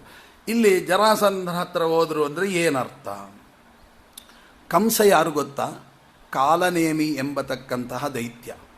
ಆ ಕಾಲನೇಮಿ ಎಂಬತಕ್ಕಂಥ ದೈತ್ಯ ಯಾರು ಗೊತ್ತಾ? ನಮ್ಮ ದೇಹದೊಳಗೆ ಕೆಟ್ಟ ಕಾಮನೆಗಳನ್ನು ಉಂಟು ಮಾಡುವ ಮಹಾದೈತ್ಯ ಅವನು. ಕಾಲನೇಮಿ ಅಂತ ಕೆಟ್ಟ ಕಾಮನೆಗಳನ್ನು ಉಂಟು ಮಾಡುವ ದೈತ್ಯ. ಅಂತಹ ಕೆಟ್ಟ ಕಾಮನೆಗಳನ್ನುಂಟು ಮಾಡುವ ದೈತ್ಯನ ಹತ್ರನೇ ಆಸ್ತಿ ಪಾಸ್ತಿ ಗಲಾಟೆ. ನಂಗೆ ಇಷ್ಟು ಕೊಡು, ನಂಗೆ ಅಷ್ಟು ಕೊಡು, ನಂಗೆ ಇಷ್ಟು ಕಮ್ಮಿ ಆಯಿತು, ನನಗೆ ಅಷ್ಟು ಜಾಸ್ತಿ. ಇದೆಲ್ಲ ಎಲ್ಲಿರ್ತದೆ? ಕೆಟ್ಟ ಕಾಮನೆಗಳು ಎಲ್ಲಿರ್ತದೆ ಅಲ್ಲಿ ಆಸ್ತಿ ಪಾಸ್ತಿ ಗಲಾಟೆ. 9ನೇ ಸ್ಕಂದದಲ್ಲಿ ನೀವು ಕೇಳಿದ್ರಿ, ಮಾಂದಾತ ಅಂತ ಇದ್ದ ಅಂತ. ಅಲ್ಲ, ನಾಭಾಗ ಅಂತ ಇದ್ದ. ನಾಭಾಗ ಅಂದ್ರೆ ಏನು? ಆಸ್ತಿ ಭಾಗ. ನಿಂಗೆ ಇಲ್ಲೇ ಇಲ್ಲಪ್ಪ, ಎಲ್ಲರೂ ಅವರೇ ಹಂಚ್ಕೊಳ್ಳಿ ಬಿಡ್ರಿ. ನೋಡಿ, ಯಾಕೆ ಆಸ್ತಿ ಪಾಸ್ತಿ ಗಲಾಟೆ ಇಲ್ವೇ ಇಲ್ಲ. ಎಲ್ಲಿ ನಿಮಗೆ ಕೆಟ್ಟ ಕಾಮನೆ? ಆ ನಾಭಾಗನಿಗೆ ಏನೂ ಕೆಟ್ಟ ಕಾಮನೆಗಳು ಇರಲಿಲ್ಲ. ಎಂಥ ಸಾತ್ವಿಕ ಬುದ್ಧಿ ಇತ್ತು ಅಂತಂದರೆ, ಅವನಿಗೆ ಭಾಗ ಇಲ್ಲದಿದ್ದಾಗ ಮಗ ಬರ್ತಾನೆ, ಅಪ್ಪ ಹೇಳ್ತಾನೆ, ನೋಡಪ್ಪ ನಿನಗೆ ಭಾಗ ಎಲ್ಲ ಹಂಚಿಕೊಟ್ಟಾಯಿತು, ಏನು ಮಾಡಲಿಕ್ಕೆ ಆಗೋದಿಲ್ಲ, ಒಂದು ಕೆಲಸ ಮಾಡು, ಇಲ್ಲಿ ಪರ್ವತದಲ್ಲಿ ವಿಶ್ವದೇವತೆಗಳೆಲ್ಲರೂ ಯಜ್ಞ ಮಾಡ್ತಿರ್ತಾರೆ, ಅಲ್ಲಿ ವೈಶ್ವದೇವ ಮಂತ್ರ ಮರ್ತೋಗ್ತಾರೆ, ನೀನು ನೆನಪು ಮಾಡು. ಆಗ ಅವರು ಯಾಗವನ್ನು ಪೂರ್ತಿ ಮಾಡಿದ ಮೇಲೆ ಉಳಿತದಲ್ಲ ಅದೆಲ್ಲ ನಿನಗೆ ಕೊಟ್ಟೋಗ್ತಾರೆ, ನಿನಗೆ ಇದಕ್ಕಿಂತ ಜಾಸ್ತಿ ಸಿಗುತ್ತೆ. ಆಯ್ತಪ್ಪ ಅಂತ ಹೋದ. ಹೋಗಿ ಆ ಮಂತ್ರವನ್ನು ಹೇಳಿದ, ಅವರು ಎಲ್ಲ ಕೊಟ್ಟರು. ಇನ್ನೇನು ಗಂಟು ಕಟ್ಟಬೇಕು, ಒಂದು ಕಪ್ಪು ಆಕೃತಿ ಬಂದು ಹೇಳ್ತು, ಇದು ನಂದಿದು ಬಿಡೋ ಅಂದ. ಇಲ್ಲ, ನಮ್ಮಪ್ಪ ಹೇಳಿದ್ದಾರೆ ಇದನ್ನು ಇಸ್ಕೊಂಬ ಅಂತ ಅವ್ರು ಕೊಟ್ಟಿದ್ದಾರೆ, ನಾನು ತೊಗೊಂಡಿದ್ದು ನಿಂದೆ ಹೇಗಾಗುತ್ತೆ? ನಿಮ್ಮಪ್ಪನೇ ಹೋಗಿ ಕೇಳು. ಯಾವುದೇ ಒಂದು ಯಜ್ಞದಲ್ಲಿ ಉಳಿದದ್ದೆಲ್ಲವೂ ಕೂಡ ಈ ಕಪ್ಪು ಮನುಷ್ಯ ಅಂತ, ಹೌದಲ್ವ ಕೇಳು. ಒಂದು ವೇಳೆ ನಿಮ್ಮ ಅಪ್ಪ ಇಲ್ಲ ಅಂತ ಹೇಳಿಬಿಟ್ರೆ ಒಟ್ಟು ಕೊಡ್ತೀನಿ, ಹೌದು ಅಂತಂದ್ರೆ ನಂಗೆ ಕೊಡ್ಬೇಕು ನೀನೊಂದು. ಆಯಿತು ಅಂದ. ಸೀದಾ ಅಪ್ಪನ ಹತ್ರ ಹೋಗಿ ಕೇಳೋದು, ಹೌದಪ್ಪ ಅವರು ಬೇರೆ ಯಾರು ಅಲ್ಲ, ಸಾಕ್ಷಾತ್ ರುದ್ರದೇವರು, ಯಾವುದೇ ಆಹುತಿಯನ್ನು ಉಳಿದದ್ದೆಲ್ಲ ರುದ್ರಭಾಗ ಅಂತ, ಅದನ್ನು ಕೊಡಬೇಕು, ಅವರಿಗೆ ಕೊಟ್ಟುಬಿಡು, ಅವ್ರು ನಿನಗೆ ಆ ರೂಪದಲ್ಲಿ ಬಂದಿದ್ದಾರಷ್ಟೇ ಕೊಟ್ಬಿಡು ಅಂತ. ಸರಿ ಬಂದ, ಸಂತೋಷದಿಂದ ಕೊಡ್ತೀನಪ್ಪ ತಗೋ ಅಂದ. ನನಗೆ ಬೇಡ ಅಂದ. ಯಾಕೆ? ಅಲ್ಲ, ಯಾವುದೇ ಒಬ್ಬ ಬ್ರಾಹ್ಮಣನಿಗೆ, ಈಗ ನೋಡಿ ನಿಮಗೆ ಯಾರನ್ನೊಬ್ಬನು ಪರಿಚಯ ಮಾಡಿಸ್ತೀನಿ. ಏನು? ಅವರು ಇಬ್ಬರು ಬ್ರಾಹ್ಮಣರಿಗೆ 50,000 ರೂಪಾಯಿ ಕೊಡಬೇಕು ದಕ್ಷಿಣೆ ಅಂತ ಅಂದ್ಕೊಂಡಿದ್ದಾರೆ. ನಿಮ್ಮ ರಾಮಾಚಾರ್ಯ ನೀವೇ ಅಲ್ವ? ಹೌದು. ನೋಡಿ, ನಿಮಗೆ ಮತ್ತು ಅವರಿಗೆ ಇಬ್ಬರಿಗೆ ಕೊಡಬೇಕು ಅಂತಿದ್ದಾರೆ. ಅವನಿಗೆ ಖುಷಿಯಾಗಿ 55,000 ರೂಪಾಯಿ ಕೊಡ್ತಾರ, ಅದೇನೋ ಸಂಕಲ್ಪ ಮಾಡ್ಕೊಂಡಿದ್ದಾರೆ ಅಂತ ಕೊಡ್ತಾರೆ. ಸರಿ ಆಯಿತು, ಇನ್ನೇನು ಸಂಕಲ್ಪ ಗಿಂಕಲ್ಪ ಮಾಡಬೇಕು, ಎಲ್ಲ ರೆಡಿ ಆಗುತ್ತೆ. ಅಷ್ಟರೊಳಗೆ ನಿಜವಾದ ರಾಮಾಚಾರ್ಯ ಬರ್ತಾರೆ. ಅವಾಗೇನಂತ, ಆಚಾರ್ಯ ಸಾರಿ, ಅದು ನೀವಲ್ಲ ರಾಮಾಚಾರ್ಯ, ಆ ರಾಮಾಚಾರ್ಯ ಕೊಡೋದು ಅಂದಾಗ, ಈಗ ಇವಂದಲ್ಲ 50,000 ರೂಪಾಯಿ, ಇವನಿಗೇನು ಯೋಚನೆನೂ ಇರಲಿಲ್ಲ. ಕೊಡ್ತೀನಿ ಅಂತಂದಾಗ ನಂದು ಅಂತ ಭ್ರಮಿಸಿದ್ನಲ್ವ, ಆವಾಗ 50,000 ರೂಪಾಯಿ ಕೈಗೆ ಬಂದದ್ದು ಹೋಯಿತು ಅಂತ ದುಃಖ ಅಂತೂ ಇರ್ತದ? ನಂದಲ್ಲ, ಅವನು ತಗೊತಾನೆ ಆಯಿತು, ಆದರೆ ಮನಸ್ಸಿನಲ್ಲಿ 50,000 ರೂಪಾಯಿ ಕೈಗೆ ಬಂದು ಈ ಹಾಳಾದವನು ಈಗಲೇ ಬರಬೇಕಾ, ಕೊಟ್ಟ ಮೇಲೆ ಬರಬಾರ್ದ, ಏನೋ ಯೋಚನೆಗಳು ಬರ್ತದೆ. ಈಗ ಬಾಯಿ ಬಿಟ್ಟು ಆಯ್ತಪ್ಪ ನೀನೇ ತಗೋ ಅಂತ ಹೇಳ್ಬೋದು, ಮನಸ್ಸಿನೊಳಗೆ ದುಃಖ ಇರುತ್ತಲ್ಲ, ಅಯ್ಯೋ ಕೈಗೆ ಬಂದದ್ದು ಹೋಯಿತು ಅಂತ. ಆ ದುಃಖ ಇದ್ದರೆ ನನಗೆ ಒಳ್ಳೇದಾಗುತ್ತೆ ಅಂತ ತಿಳ್ಕೊಂಡಿದ್ದೆ, ಒಳ್ಳೇದಾಗಲ್ಲ. ಯಾವತ್ತಿಗೂ ಕೊಟ್ಟ, ಗರುಡ ಪುರಾಣದಲ್ಲಿ ಹೇಳ್ತಾರೆ, ಬ್ರಾಹ್ಮಣನಿಗೆ ದಾನ ಕೊಡ್ತೀನಿ ಸಂಕಲ್ಪ ಮಾಡಿದ್ಮೇಲೆ ಅದು ಅವನಿಗೇ ಕೊಡಬೇಕಂತೆ, ಕೊಡೋದಿದ್ರೆ ಮಹಾಪಾಪ ಅಂತಾರೆ. ಅವನು ಬರಲಿಲ್ಲ ಅಂದರೆ ಅವನಿಗೆ ಅಂತ ನೀವು ಕೊಡಬೇಕು ಅಂತ ಮನಸ್ಸಲ್ಲಿ ಒಂದು ಸಂಕಲ್ಪ ಮಾಡಿಕೊಂಡಿಲ್ಲ, ಅದರ ಅವನಿಗೆ ಅದಕ್ಕೆ ಅಧಿಕಾರ ಮುಗಿದು ಹೋಯ್ತು. ಶ್ರಾದ್ದಕ್ಕೆ ನಾವು ಒಬ್ಬ ಬ್ರಾಹ್ಮಣನ ಆಹ್ವಾನ ಮಾಡ್ತೇವೆ, ಅವನಿಗೇನೋ ಬರಲಿಕ್ಕಾಗಲಿಲ್ಲ, ಅವನಿಗೆ ಇಷ್ಟು ಕೊಡಬೇಕು ಅಂತ ನಾನು ತೆಗೆದಿಟ್ಬಿಟ್ಟಿರ್ತೀವಿ, ಏನೋ ಮೈಲಿಗೆ ಬಂತು ಬರಲಿಲ್ಲ, ಏನು ಮಾಡಬೇಕು? ಬೇರೆ ಬ್ರಾಹ್ಮಣರು ಕರೆಸ್ರಿ ಮಾಡಿಸ್ರಿ, ಆದರೆ ಅವನಿಗೇನು ತೆಗೆದಿಟ್ಟಿದ್ದಾರಲ್ಲ ಅದನ್ನು ಇನ್ನೊಬ್ಬರಿಗೆ ಕೊಡಲಿಕ್ಕಿಲ್ಲ, ಬೇರೆನೇ ಕೊಡ್ರಿ. ಇದನ್ನು ತಗೊಂಡೋಗಿ ಅವನ ಮನೆಗೆ ಕೊಟ್ಟು ನಮಸ್ಕಾರ ಮಾಡಿ, ಸ್ವಾಮಿ ತಾವು ಬರಲಿಲ್ಲ, ನನ್ನ ಪಿತೃಗಳ ಅನುಗ್ರಹ ಮಾಡಿ ಅಂತ ಕೇಳಬೇಕು ಅಂತಿದೆ. ಗರುಡ ಪುರಾಣದಲ್ಲಿ ಸ್ಪಷ್ಟವಾಗಿದೆ ಇದು. ಹಾಗಿರುವಾಗ ಈ ಬ್ರಾಹ್ಮಣನ ಕೊಡ್ತೀನಿ ಅಂತ ಇಲ್ಲ ಅಂದರೆ ಬೇಜಾರಾಗುತ್ತಾ ಇಲ್ಲ? ಮನಸ್ಸಿನಲ್ಲಿ ಆದರೂ ನೀವು ಬೇಜಾರು ಮಾಡ್ಕೊತಿರಲ್ಲ, ಮನಸ್ಸಿನಲ್ಲಿ ಬೇಜಾರು ಮಾಡಿಕೊಂಡು ನಮ್ಗೆ ದುಃಖ ಅಂತ ಶಾಸ್ತ್ರ ಹೇಳ್ತದಲ್ಲ, ನಂದೇ ಅದು, ನೀವು ನಂದು ತಿಳ್ಕೊಂಡಿರಲ್ಲ, ಅಯ್ಯೋ ಇವನು ಬಂದ್ಬಿಟ್ನಲ್ಲ ಅಂತ ನಿಮಗೆ ಬೇಜಾರಾಗುತ್ತಲ್ಲ, ನನಗೆ ಫಲ ಬರಲ್ಲ. ಆಗ ಈ ನಾಭಾಗ ಹೇಳ್ತಾನಂತೆ, ಸಾಸಿವೆ ಕಾಳಿನಷ್ಟು ಕೂಡ ಅದರ ಮೇಲೆ ನನಗೆ ವ್ಯಾಮೋಹ ಇಲ್ಲ, ನಂದು ಅಂತ ಅನ್ಕೊಂಡಿದ್ದೆ, ಯಾವಾಗ ಅದು ನಿಮ್ಮದು ಅಂದರು, ಒಂದು ಸಾಸಿವೆ ಕಾಳಿನಷ್ಟು ಅದರ ವ್ಯಾಮೋಹ ಇಲ್ಲದೆ ಪೂರ್ತಿ ಮನಸ್ಸಿನ ನಾನು ಬಿಟ್ಕೊಡ್ತಾ ಇದ್ದೀನಿ, ನನಗದರ ಮೇಲೆ ನಂದು ಅಲ್ಲದೆ ಇದ್ದದ್ರಲ್ಲಿ ನನಗೆ ಯಾವತ್ತೂ ವ್ಯಾಮೋಹ ಇಲ್ಲ, ಎದೆ ತಟ್ಟಿ ಹೇಳ್ತೇನೆ ಅಂತ ಹೇಳಿದರು. ಅಷ್ಟು ಧೈರ್ಯದಿಂದ ಹೇಳಿದಾಗ ಆ ಕಪ್ಪು ಬ್ರಾಹ್ಮಣ ರುದ್ರರೂಪವನ್ನು ತಾಳಿ, ಅಪ್ಪ ನಿನ್ನ ಪರೀಕ್ಷೆ ಮಾಡಬೇಕು ಅಂತ ನಾನು ಕೇಳಿದೆ, ಆದ್ದರಿಂದ ಎಷ್ಟು ಸಂಪತ್ತು ನಾನೇ ಕೊಡ್ತೀನಿ ತಗೊಂಡು ಹೋಗುವಂತ. ಆಮೇಲೆ ತಗೊಂಡ. ಆಮೇಲೆ ರುದ್ರದೇವರು ಹೇಳ್ತಾರೆ, ನಾಭಾಗ ನಿನಗೆ ಇಷ್ಟೇ ಕೊಟ್ಟರೆ ಆ ನಿನ್ನ ಪ್ರಾಮಾಣಿಕತನಕ್ಕೆ ಬೆಲೆ ಕೊಟ್ಟಂಗೆ ಆಗಲ್ಲ. ಇಷ್ಟು ಕೊಟ್ಟರೆ ನಿನ್ನ ಪ್ರಾಮಾಣಿಕತನಕ್ಕೆ ಇಷ್ಟೇನಾ ಬೆಲೆ? ಏನು ಕೊಟ್ಟರು ಕಡಿಮೆ, ಅಂಥ ಪ್ರಾಮಾಣಿಕತನಿಂದ ನೀವು ನೆರೆದಿದ್ದೀನಿ, ನಾನು ಏನು ಕೊಡ್ಬೇಕು ನಿನಗೆ? ಒಂದು ಕೊಡ್ತೇನೆ ನೋಡು, ಇಡೀ ಜಗತ್ತಿನಲ್ಲಿ ಏಕಾದಶಿ ಉಪವಾಸ ವ್ರತವನ್ನು ಜಗತ್ತಿಗೆ ಸಾರುವಂಥ ಭಾಗವತೋತ್ತಮ ನಿನ್ನ ಹೊಟ್ಟೆಯಲ್ಲಿ ಮಗನಾಗಿ ಹುಟ್ಟಲಿ, ಇಂಥ ವರ ಕೊಡ್ತೀನಿ ಅಂತ ರುದ್ರದೇವರು ವರ ಕೊಡ್ತಾರಂತೆ. ಹಾಗಾಗಿ ಆ ನಾಭಾಗನ ಮಗನೇ ಅಂಬರೀಷ ಅಂತ 9ನೇ ಸ್ಕಂದದಲ್ಲಿ ಇದನ್ನು ಹೇಳ್ತಾರೆ. ಅಂದರೆ ಆ ಪ್ರಾಮಾಣಿಕತನಕ್ಕೆ ಏನು ಅದ್ಭುತವಾದ ಬೆಲೆ ಇದೆ ಅಂತ. ಹೀಗೆ ಇಲ್ಲಿ ಯಾಕಿದನ್ನು ಹೇಳ್ತಾ ಇದ್ದೀನಿ ಅಂತಂದರೆ, ನಮ್ಮದಲ್ಲದ ಸಂಪತ್ತಿನಲ್ಲಿ ಆ ವ್ಯಾಮೋಹ ಬರುತ್ತೆ ನೋಡಿ, ಅದು ಮಾಡೋದು ಯಾರು ಗೊತ್ತಾ? ಈ ಕಾಲನೇಮಿ. ಅದಕ್ಕೆ ಹೇಳಲಿಕ್ಕೆ ಹೊರಟು. ಆ ಕಾಲನೇಮಿ ಏನು ಮಾಡ್ತಾನೆ, ಒಳಗಡೆ ಇದ್ದುಕೊಂಡು ಬೇಡ, ಅಲ್ಲಿ ತನಕ ಆಸ್ತಿ ಪಾಸ್ತಿ ಗಲಾಟೆ. ಅವನೇ ಹೊಟ್ಟೋದ್ಮೇಲೆ ಆಸ್ತಿ ಪಾಸ್ತಿ ಏನು ಮಾಡ್ತಾರೆ? ಬಿಟ್ಟು ಹೋಗಿ. ಎಲ್ಲಿಗೆ ಹೋಗುತ್ತೆ ಅಂದರೆ ಜರಾಸಂಧನ ಹತ್ರ ಹೋಗುತ್ತೆ. ಆ ಜರಾಸಂಧ ಯಾರು ಗೊತ್ತಾ? ಕ್ರೋಧಕ್ಕಭಿಮಾನಿ ದೈತ್ಯ. ಅಂದರೆ ಕಾಮ ಹೋಯಿತು, ಕ್ರೋಧದ ಹತ್ರ ಹೋಗಿ. ಈ ಆಸ್ತಿ ಪಾಸ್ತಿ ಗಲಾಟೆ, ಕಾಮ ಇಷ್ಟ ಪೂರ್ತಿ ಆಯಿತಾ? ನಡೀತದೆ.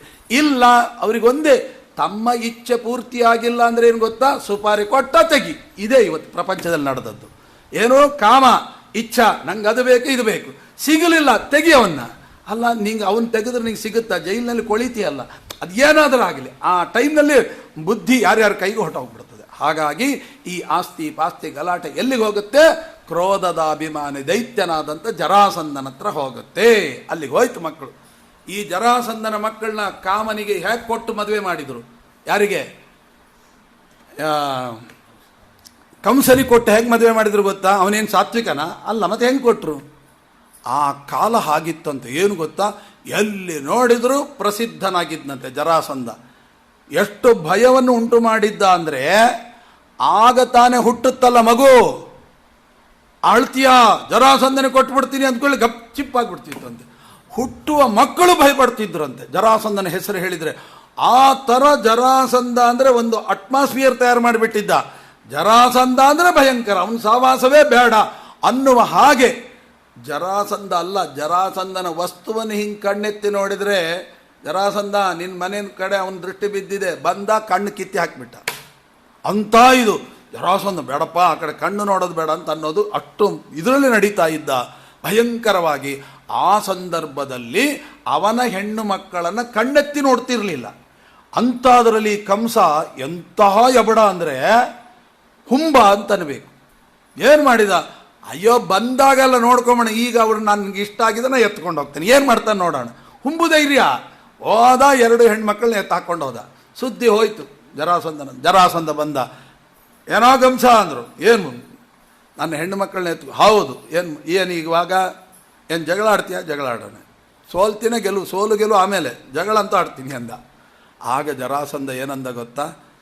ಆ ನಿನ್ನ ಧೈರ್ಯ ಇದೆಯಲ್ಲ, ಅದು ನನಗೆ ಇಷ್ಟ ಆಯಿತು. ಹಾಗಾಗಿ ನನ್ನ ಹೆಣ್ಣು ಮಕ್ಕಳನ್ನ ಎತ್ಕೊಂಬಂದಿಯಲ್ಲ, ನಿನಗೆ ಕೊಟ್ಟು ಮದುವೆ ಮಾಡ್ತಾನೆ. ಆ ಧೈರ್ಯ. ಇಂಥ ಹುಚ್ಚರು ಸಂತೆ ಅಂದರೆ ಹೀಗಿರ್ತಾವೆ. ಅವನು ಎತ್ಕೊಂಬಂದಿದ್ದೇನೋ ಏನು ನೋಡೋಣ, ಬಂಡ ಧೈರ್ಯ. ಅವನೇನು ಮಾಡಿದೆ? ಇಂಥ ಧೈರ್ಯದಲ್ಲಿ ನಿನಗೆ ಮಗಳನ್ನ ಕೊಟ್ಟು ಮದುವೆ ಮಾಡ್ತೀನಿ ಅಂತ 2 ಹೆಣ್ಮಕ್ಳನ್ನ ಕೊಟ್ಟು ಮದುವೆ ಮಾಡಿಬಿಟ್ಟ. ಹಾಗಾಗಿ ಕಂಸನ ಹೆಣ್ಣಂದ್ರೆ ಅವರು. ಹೀಗೆ ಜರಾಸಂಧ ದೊಡ್ಡದಾಗಿರ್ತಕ್ಕಂತಹ ಪರಿಸ್ಥಿತಿ. ಆಗ ಇಲ್ಲಿ ಈ ಜರಾಸಂಧನನ್ನು ಕೊಲ್ಲಬೇಕು ಅಂತ ಕೃಷ್ಣನನ್ನು ಇವ್ರ ಹತ್ರ ಬಂದು ಕೇಳ್ತಾರೆ. ಯಾರು? ಅವನು ಯೋಚನೆ ಮಾಡ್ತಾನೆ, ತನ್ನ ಹತ್ರ ಒಂದು ಶಕ್ತಿ ಆಯುಧ ಇರುತ್ತಾನೆ, ಅದನ್ನು ಕೃಷ್ಣ ಇರತಕ್ಕಂತಹ ದ್ವಾರಕಾಪಟ್ಟಣದ ಮೇಲೆ ಒಗಿಬೇಕು. ಒಗೆದು ಬಿಟ್ಟರೆ ಅವರು ಇಡೀ ಕಂಸನ ಪಟ್ಟಣ ಅಲ್ಲ, ಕೃಷ್ಣನ ಇಡೀ ದ್ವಾರಕ ಸುಟ್ಟು ಭಸ್ಮ ಆಗಬೇಕು ಅಂತ. ಅದಕ್ಕೆ ರೆಡಿ ಮಾಡ್ಕೊತಿರ್ತಾನೆ. ನಾಳೆ ಬೆಳಗಾದರೆ ಈ ಶಕ್ತಿ ಆಯುಧ ಪ್ರಯೋಗ. ಆದರೆ ಅವನಿಗೆ ದಡ್ಡ ಎಲ್ಲಿದೆ ಗೊತ್ತಿಲ್ಲ, ಎಷ್ಟು ದೂರ ಇದೆ ಗೊತ್ತಿಲ್ಲ. ಅದಕ್ಕೆಲ್ಲ ಒಂದು ಕ್ರಮ ಇದೆ. ಏನು? ಇಂತಿಷ್ಟು ದೂರದಲ್ಲಿ ಹೋಗಿ ಬೀಳು ಅಂದರೆ ಹೋಗಿ ಬೀಳುತ್ತೆ ಅಷ್ಟೇ. ಅದು ಶಕ್ತಿ ಆಯುಧ. ಎಲ್ಲಿದೆ ಅಂತ ಗೊತ್ತಿಲ್ಲ, ಎಷ್ಟು ದೂರ ಇದೆ ಅಂತ ಗೊತ್ತಿಲ್ಲ, ಅಂತೂ ಈ ದಿಕ್ಕಿನಲ್ಲಿದೆ ಅಂತ ಗೊತ್ತು. ಅದಕ್ಕೆ ಸರಿಯಾಗಿ ನಾರದರು ಬಂದ, ಬಲೆ ಮಗನೇ, ಇಂಥ ಕೃಷ್ಣನ ಪಟ್ಟಣವನ್ನು ನಾಶ ಮಾಡ್ಲಿಕ್ಕೆ ಹೋಗ್ತೀಯಾ? ಮಾಡ್ತೀನಿ, ನಿನಗೆ ಬುದ್ಧಿ ಅಂದ್ರೆ ಸೀದು. ಏನಪ್ಪ ಜರಾಸಂಧ ಅಂದ್ರೆ, ಬನ್ನಿ ಬನ್ನಿ. ನಾರದರ ಮೇಲೆ ಎಲ್ರಿಗೂ ವಿಶ್ವಾಸ, ದೈತ್ಯರಿಗೂ. ಆ ನಾರದರು ಬಂದು ಕೂತು ಕೂಡಲೇ ಅವ್ನಿಗೆ ಹೇಳ್ತಾರೆ, ನೋಡು, ಇಲ್ಲಿಂದ ದ್ವಾರಕಾಪಟ್ಟಣ ಎಷ್ಟು ದೂರ ಇದೆ, ನೀನು ಯಾಕೆ ಕೇಳ್ತೀನಿ, ನನಗೆಲ್ಲ ಗೊತ್ತು. ಅದನ್ನು ತಪ್ಪಿಸ್ಲಿಕ್ಕೆ ನಾನು ಬಂದಿದ್ದು. ಅದು ಎಷ್ಟಿದೆ ಗೊತ್ತಾ? 100 ಯೋಜನ ದೂರ ಇದೆ ಅಂತೆ. 100 ಯೋಜನ ದೂರ. ಆದರೆ ನಾರದರು ಏನು ಹೇಳಿದ್ರು? 101 ಯೋಜನ ದೂರದಲ್ಲಿದೆ ಅಂತ ಹೇಳಿದರು. ಆಗ ನೋಡಿ ಸತ್ಯಧರ್ಮ ತೀರ್ಥ ಇಲ್ಲದೆ ಹೋದರೆ ಎಷ್ಟು ತಲೆ ಕೆಡಿಸ್ಕೋಬೇಕಾಗುತ್ತೆ. ನಾರದರು ಸುಳ್ಳು ಹೇಳಿದ್ರ? ನಾರದರು ಸತ್ಯವೇ ಹೇಳಬೇಕಲ್ವ? ಅಲ್ಲಿ ಇರೋದೆಷ್ಟು? 100. ಇವರು ಹೇಳಿದ್ದೇನು? 101 ಯೋಜನ. ಅದು ಹೆಂಗೆ ಸರಿ ಹೋಗುತ್ತೆ? ಅದನ್ನು ಬರೀತಾರೆ ಸತ್ಯಧರ್ಮ ತೀರ್ಥರು. ನಾರದರು ಹೇಳಿದ್ರು ಸರಿಯಾಗಿ ಹೇಳಿದ್ದಾರೆ. ಏನು ಹೇಳಿದರು? 101 ಯೋಜನ. 101 ಅಂದರೆ ಏನು? ಆ 1 ಅಂದರೆ ಏನು? 100ಗಳು ಎಷ್ಟು? 2 100ಗಳಲ್ಲ, 3 100ಗಳಲ್ಲ, ಒಂದೇ 100. 101 ಅಂದರೆ 101 ಅಂದ್ರೆ ಏನು? 100 ಅಂತ ಅರ್ಥ. ಅವರು ಹೇಳಿದ್ದು ಕರೆಕ್ಟ್ ಆಗಿದೆ. ಸತ್ಯಧರ್ಮ ತೀರ್ಥರು ಎಷ್ಟು ಚಾಕಚಕ್ಯತೆಯಾಗಿ ಅದನ್ನು ವ್ಯಾಖ್ಯಾನ ಬರೀತಾರೆ ಅಂದರೆ 100 ಯೋಜನ, 100 ಯೋಜನ ಅಷ್ಟೇ. 100 ಯೋಜನ 101 ಅಂತ ಅವನು ತಿಳ್ಕೊಂಡ. 100 ಅಂತ ಇವರು ಹೇಳಿದ್ದು. ಅಂಕಾನಾಮ ವಾಮತೋಗತಿ ಅಂತ ಅರ್ಥ. ಹಿಂಗೂ ಹೇಳ್ಬೋದು, ಹಿಂಗೆ ಹೇಳ್ಬೋದು. ಹಾಗಾಗಿ ವಾಮತೋಗತಿ 100 ಯೋಜನ ಅಂದರೆ 100 ಯೋಜನ ಅಂತ ಅರ್ಥದಲ್ಲಿ ಹೇಳಿದ್ದಾರೆ ಅಂತ ಹೇಳಿ ಇದನ್ನು ಮಾಡ್ತಾರೆ. ಆವಾಗ ಏನಾಗುತ್ತೆ? ಶಾಕ್ತಾಯುಧವನ್ನು ಪ್ರಯೋಗ ಮಾಡ್ತಾರೆ. ಪ್ರಯೋಗ ಮಾಡಿದಾಗ 101 ಯೋಜನದಲ್ಲಿ ಇವನನ್ನು ಸಾಕು ತಾಯಿಯಾಗಿರ್ತಕ್ಕಂಥವಳಲ್ಲಿ ಇರ್ತಾಳೆ. ಆ ಸಾಕು ತಾಯಿ ಏನು ಮಾಡ್ತಾಳೆ ಅಲ್ಲಿ? ಯಾಕೆಂದರೆ ಇವನನ್ನು 2 ತುಂಡಾಗಿದ್ದನ್ನು ಕೂಡಿಸಿ ಇವನ್ನ ದೊಡ್ಡದು ಮಾಡಿದ್ದು. ಹಾಗಾಗಿ ಅವಳನ್ನು ಕೊಂದ. ಯಾಕೆ ನಾರದರು ಅವ್ರನ್ನ ಯಾಕೆ ಕೊಲ್ಲಬೇಕಾಗಿತ್ತು ಅಂತಂದರೆ, ಕೃಷ್ಣನ ಮೇಲೆ ದ್ವೇಷ ಮಾಡಬೇಕಾದ್ರೆ ಸಾಮಾನ್ಯ ಪಾಪ ಸಾಕಾಗಲ್ಲಂತೆ. ಸಾಮಾನ್ಯ ಪಾಪ ಸಾಕಾಗಲ್ಲ. ಅದಕ್ಕೆ ಭಾರೀ ಪಾಪ ಬೇಕು. ಎಂಥ ಪಾಪ ಬೇಕು? ಎಂತಹ ಪಾಪಿಗಳು ಪರಮಾತ್ಮನ ವಿರೋಧ ಮಾಡ್ತಾರೆ ಗೊತ್ತಾ? ಮಾತೃಹತ್ಯಾದಂಥ ದೊಡ್ಡ ಪಾಪ ಮಾಡಿದವರು ಮಾತ್ರ ಭಗವಂತನ ವಿರೋಧಿಗಳು. ಈಗ ಇವನು ಭಗವಂತನ ವಿರೋಧ ಮಾಡೋನಿದ್ದಾನೆ ಅಂತ ಅರ್ಹತೆ ಅವನಿಗೆ ಬೇಕಲ್ಲ. ಅದಕ್ಕೆ ತಾಯಿಯನ್ನು ಹತ್ಯೆ ಮಾಡಿದ ಪಾಪ ಬರಬೇಕಲ್ಲ, ಆ ಪಾಪ ಗುರಿಯಾಗಬೇಕಲ್ಲ. ಅದಕ್ಕೆ ನಾರದರು ಅದನ್ನು ಬಿಸಾಡು ಅಂದರು. ಬಿಸಾಡಿ ತಾಯಿಯನ್ನು ಕೊಂದ, ಪಾಪ ಗುರಿಯಾದ. ಈಗ ಅವನು ಹರಿವಾಯುಗಳ ದ್ವೇಷಕ್ಕೆ ತಯಾರಾದ ಅಂತ ಸತ್ಯಧರ್ಮ ತೀರ್ಥರು ಬರೆಯುವಂಥದ್ದು. ಹೀಗೆ ಮಾಡುವಾಗ ಅವನ್ನು ಕೊಲ್ಲಿಕ್ಕೆ ಅಂತೇಳಿ 18 ಬಾರಿ ಬರ್ತಾನೆ ಕೃಷ್ಣನ ಮೇಲೆ. ಆದರೆ ಒಂದೊಂದು ಸಲವು 21 ಅಕ್ಷೋಹಿಣಿ ಸೇನೆ ಜೊತೆಗೆ ಯುದ್ಧಕ್ಕೆ ಬರ್ತಾನೆ, ಒಂದೊಂದು ಸಲವು. ಆದರೆ ಕೃಷ್ಣ ಅವನನ್ನು ಬಿಡ್ತಿದ್ದ, ಉಳಿದವರನ್ನ ಕೊಲ್ತಿದ್ದ. ಅವನ್ನು ಬಿಡ್ತಿದ್ದ, ಬಿಡೋನು. ಅವ ಏನು ಮಾಡುವ? ಹೋಗಿ ಇನ್ನೊಂದು 21 ಅಕ್ಷೋಹಿಣಿ ಸೇನೆಯನ್ನು ತರ್ತಿದ್ದ. ಇಡೀ ಮಹಾಭಾರತ ಯುದ್ಧವೇ ನಡೆದದ್ದು ಎಷ್ಟು ಗೊತ್ತಾ?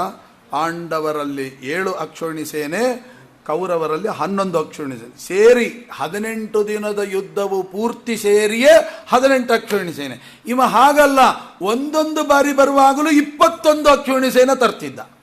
ಅದು 1-2 ಬಾರಿ ಅಲ್ಲ, 18 ಬಾರಿ. 18 × 21 8 ಅಕ್ಷೋಹಿಣಿ ಸೇನೆ ಇವನ ಅಧೀನದಲ್ಲಿತ್ತು. ಆ ಧೈರ್ಯದಿಂದ ಹರಿವಾಯುಗಳ ದ್ವೇಷ ಮಾಡಿದ್ದವನು. ಹಾಗಾಗಿ ಬಹಳ ವಿಸ್ತಾರವಾಗಿರತಕ್ಕಂಥ ಮಾತನ್ನು ಹೇಳ್ತಾರೆ. ಹೀಗೆ ಆ ವಿರೋಧವನ್ನು ಮಾಡ್ತಾ ಇರುವಾಗ ಇದಕ್ಕೆ ನೋಡಿ, ಆ ಕೃಷ್ಣ ಸುಮ್ಮನೆ ಬಿಡ್ತಿದ್ದ. ಯಾಕೆ ಅಂದರೆ ಕೃಷ್ಣ ಅವತಾರ ಮಾಡಿದ್ಯಾಕೆ? ಯದಾ ಯದಾ ಹಿ ಧರ್ಮಸ್ಯ ಗ್ಲಾನಿರ್ಭವತಿ ಭಾರತ, ಅಭ್ಯುತ್ಥಾನಮ ಧರ್ಮ ಎತ್ತಿಡ್ಲಿಕ್ಕೆ. ಈಗ ಯಾವ ದೈತ್ಯರನ್ನ ಕೊಲ್ಲಿಕ್ಕಾಗಿ ವಿನಾಶಾಯ ಚ ದುಷ್ಕೃತಾಂ ಅಲ್ವಾ, ದುಷ್ಕೃತಾಂ ವಿನಾಶಾಯ ಅಂಥವ್ರನ್ನ ಕೊಲ್ಲಿಕ್ಕಾಗಿ.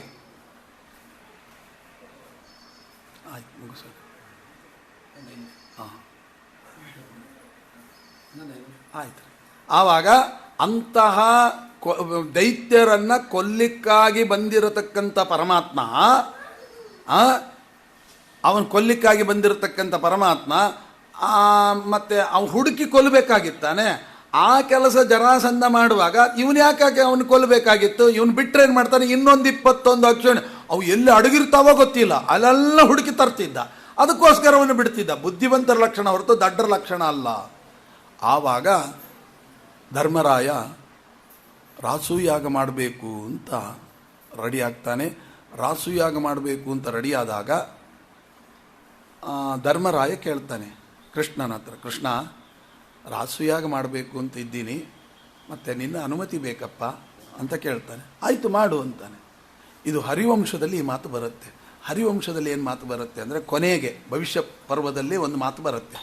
ಏನು ಮಾತು ಬರುತ್ತೆ ಅಂದರೆ, ಅವರು ಜನಮೇಜಯ ರಾಜ ಕೇಳ್ತಾನೆ, ಅಲ್ಲ ನೀನು ರಾಸೂಯಾಗವನ್ನು ಮಾಡಬೇಕಾದ್ರೆ ನಮ್ಮ ತಾತ ರಾಸೂಯಾಗ ಮಾಡ್ತೀನಿ ಅಂತ ಹೇಳಿದರು, ಅದರಿಂದ ಅನಾಹುತ ಆಗುತ್ತೆ ಅಂತ ಗೊತ್ತಲ್ಲ, ರಕ್ತಪಾತಾದಿಗಳೆಲ್ಲ ಆಗುತ್ತೆ. ಎಲ್ಲಿ ರಾಸುಯಾಗ ಆಗುತ್ತೆ ಅಲ್ಲಿ ರಕ್ತಪಾತ ಆಗುತ್ತೆ. ನೋಡಿ, ಚಂದ್ರ ರಾಸುಯಾಗ ಮಾಡಿದ, ಗುರುಗಳ ಪತ್ನಿಯನ್ನೇ ಅಪಹರಿಸಿಕೊಂಡು ಏನು ದೇವತೆಗಳು ದಾನವರ ಸಂಗ್ರಾಮನೇ ನಡೆದೋಯ್ತು. ವಶಿಷ್ಠರು ಮಾಡಿದರು, ಏನಾಯಿತು ಅದರಿಂದ? ವಶಿಷ್ಠ ವಿಶ್ವಾಮಿತ್ರ ಜಗಳವೇ ಏನು, ಎಷ್ಟು ದಿನಗಳ ಕಾಲ, ದೀರ್ಘಕಾಲ, ಎಲ್ಲಿ ನೋಡಿದ್ರು ರಕ್ತಪಾತ. ಮತ್ತೆ ಹಾಗಿದ್ರೆ ನೀವು ಹೇಳ್ಬೋದಾಗಿತ್ತಲ್ಲ ವೇದವ್ಯಾಸದೇವರೇ, ಏನಂತ ಕೃಷ್ಣನ ಕೈಯಿಂದ ಹೇಳಿಸ್ಬೋದಾಗಿತ್ತಲ್ಲ, ರಾಸುಯಾಗ ಮಾಡಬೇಡಪ್ಪ ರಕ್ತಪಾತ ಆಗುತ್ತೆ ಅಂತ ಹೇಳಿಬಿಟ್ಟಿದ್ರೆ ನಮ್ಮ ಚಿಕ್ಕಪ್ಪ ನಮ್ಮ ತಾತ ಮೊದಲೇ ಹೆದರ್ಬುಕ್ಕ ಬೇಡ ಬಿಡಪ್ಪ ಅಂತ ಅಂತಿದ್ದ, ನೀ ಯಾಕೆ ಹೇಳಲಿಲ್ಲ? ಆಗ ಏನು ಹೇಳ್ತಾನೆ ಗೊತ್ತಾ ದೇವರು? ಧರ್ಮರಾಯ ನನ್ನ ಹತ್ರ ರಾಸುಯಾಗ ಮಾಡಬೇಕು ಅಂತ ಸಂಕಲ್ಪ ಮಾಡಿದ್ದೀನಿ, ಅನುಮತಿ ಕೊಡು ಅಂತ ಕೇಳಿದ್ದಷ್ಟೇ. ನಂಗೆ ಅಧಿಕ ಪ್ರಸಂಗ ಯಾಕೆ? ಅವನು ಕೇಳಿದ್ದೇನು? ರಾಸುಯಾಗ ಮಾಡ್ತೀನಿ ಅಂದರೆ ಆಲ್ರೆಡಿ ಡಿಸೈಡೆಡ್ ಮಾಡು ಅಂದೆ ಅಷ್ಟೇ. ಅವನೇನು ಕೇಳಬೇಕಾಗಿತ್ತು ನನ್ನ ಹತ್ರ? ಮಾಡಬಹುದಾ ಅಂತ ಕೇಳಿದರೆ ನಾನು ಬೇಡನೋ ಬೇಕೋ ಹೇಳ್ತಿದ್ದೆ. ಕೇಳಿದ ಪ್ರಶ್ನೆಗೆ ಉತ್ತರ ಕೊಡಬೇಕು, ಅಧಿಕ ಪ್ರಸಂಗ ಯಾಕೆ ಮಾಡಬೇಕು? ಹಾಗಾಗಿ ನಾನು ಮಾಡಲಿಲ್ಲ. ಮತ್ತು ಹಾಗೆ ರಾಸುಯಾಗವನ್ನು ಗತಿ ಏನು? ಆವಾಗ ನೋಡು, ಒಂದು ಮಾತು ಹೇಳ್ತಾನೆ, ಮಾಡೋದಕ್ಕೆ ಬೇಡ ಅಂದಿಲ್ಲ. ಜರಾಸಂಧ ಬದುಕಿರೋ ತನಕ ರಾಸುಯಾಗ ನಡೀತದೆ ಅನ್ನೋದು ನನಗೇನು ಖಾತ್ರಿ ಇಲ್ಲ. ಹಂಗಾರೆ ಬಿಟ್ಬಿಡ್ತೇವೆ, ಸಂಕಲ್ಪ ಮಾಡಿ ಆಗಿದೆ, ಇನ್ನು ಬಿಟ್ಟರೆ ಗತಿ ಏನು? ಭ್ರಷ್ಟ ಆಗ್ತೀಯಾ? ಭ್ರಷ್ಟ ನೆನೆಸಬೇಡ ಕೃಷ್ಣ, ಇಟ್ಟು ಮಾತ್ರ ಬೇಡಿ ಕೊಂಬೆ, ಶಿಷ್ಟರೊಡನೆಗೆ ಇಟ್ಟು ಕಷ್ಟ ಬಿಡಿಸು ವಿಷ್ಣುವೆ. ಏನು ಮಾಡಬೇಕು? ಹೇಗೆ ಮಾಡಿದರು? ಭೀಮಸೇನ ದೇವರು ನಿಲ್ಲಿಸಿ ರಾಸುಯಾಗವನ್ನು ಮಾಡಿದ್ರಂತೆ. ಆ ರಾಸುಯಾಗ ಹೇಗೆ, ಅದರಲ್ಲೂ ತುಂಬ ವರ್ಣನೆ ಇದೆ. ಏನು ಅಂದರೆ ಆ ರಾಸುಯಾಗದ ಲಕ್ಷಣ ಹೇಳ್ತಾರೆ. 1,00,000 ಜನ ಬ್ರಾಹ್ಮಣರ ಊಟ ಆದಮೇಲೆ 1 ಗಂಟೆ ಹೊಡಿಬೇಕಂತೆ, ಡಣ್ ಅಂತ. ಆ ಥರ ಮತ್ತೊಂದು 1,00,000 ಜನ ಬ್ರಾಹ್ಮಣರ ಊಟ ಆದಮೇಲೆ ಮತ್ತೆ ಗಂಟೆ ಹೊಡಿಬೇಕಂತೆ. ಎಷ್ಟು ಗಂಟೆ ಹೊಡೆದ್ರು ಅಂದರೆ ಈ ರಾಸುಯಾಗದಲ್ಲಿ ಡಣ್ ಡಣ್ ಡಣ್ ಡಣ್ ಅಂತ ಅಂದರೆ 1 ಲಕ್ಷ ಆಯಿತು, 2 ಲಕ್ಷ ಆಯಿತು, 3 ಲಕ್ಷ ಆಯಿತು, 4 ಅಷ್ಟು ವ್ಯವಸ್ಥೆ ಯಾರದು? ಭೀಮಸೇನ ದೇವ್ರದ್ದು. ಎಷ್ಟಂತೆ? ಊಟಕ್ಕೆ ಎಷ್ಟು ಜನ ಇದ್ರಲ್ಲ, ಜ್ಞಾನಸತ್ರಕ್ಕೂ ಅಷ್ಟೇ ಇದ್ರಂತೆ. ಸುಧರ್ಮ ಅಂಬ ಇದರೊಳಗೆ ಭೀಮಸೇಂದ್ರ ನೇತೃತ್ವ. ಬ್ರಹ್ಮಸ್ಥಾನದಲ್ಲಿ ಯಾರು? ವೇದವ್ಯಾಸದೇವರು. ಆ ರೀತಿಯಾಗಿ ಜ್ಞಾನಸತ್ರ, ಅದಕ್ಕೂ ಊಟ, ಇಲ್ಲಿ ವ್ಯವಸ್ಥೆ ಯಾವುದು ಚಾಚೂ ತಪ್ಪದ ವ್ಯವಸ್ಥೆ ಮಾಡಿದ್ರಂತೆ. ಅಂತ ರಾಸುಯಾಗ ಮಾಡಿ ಜರಾಸಂಧನ ಹೇಗೆ ಕೊಂದರು ಅಂತ ಅನ್ನೋದನ್ನು ಮತ್ತೆ ಸಾಯಂಕಾಲ ಸೇರಿದಾಗ ಆ ಭಾಗವತದಲ್ಲಿ ಚಿಂತನೆ ಮಾಡೋಣ ಅಂತ ಹೇಳ್ತಾ, ಶ್ರೀಕೃಷ್ಣ ಅರ್ಪಣಮಸ್ತು. ಅಕ್ಷಯಂ ಕರ್ಮ ಯಸ್ಮಿನ್ ಪರೇ ಸ್ವರ್ಪಿತಂ ಪ್ರಕ್ಷಯಂ ಯಾಂತಿ ದುಃಖಾನಿ ಯನ್ನಾಮತಃ ಅಕ್ಷರೋ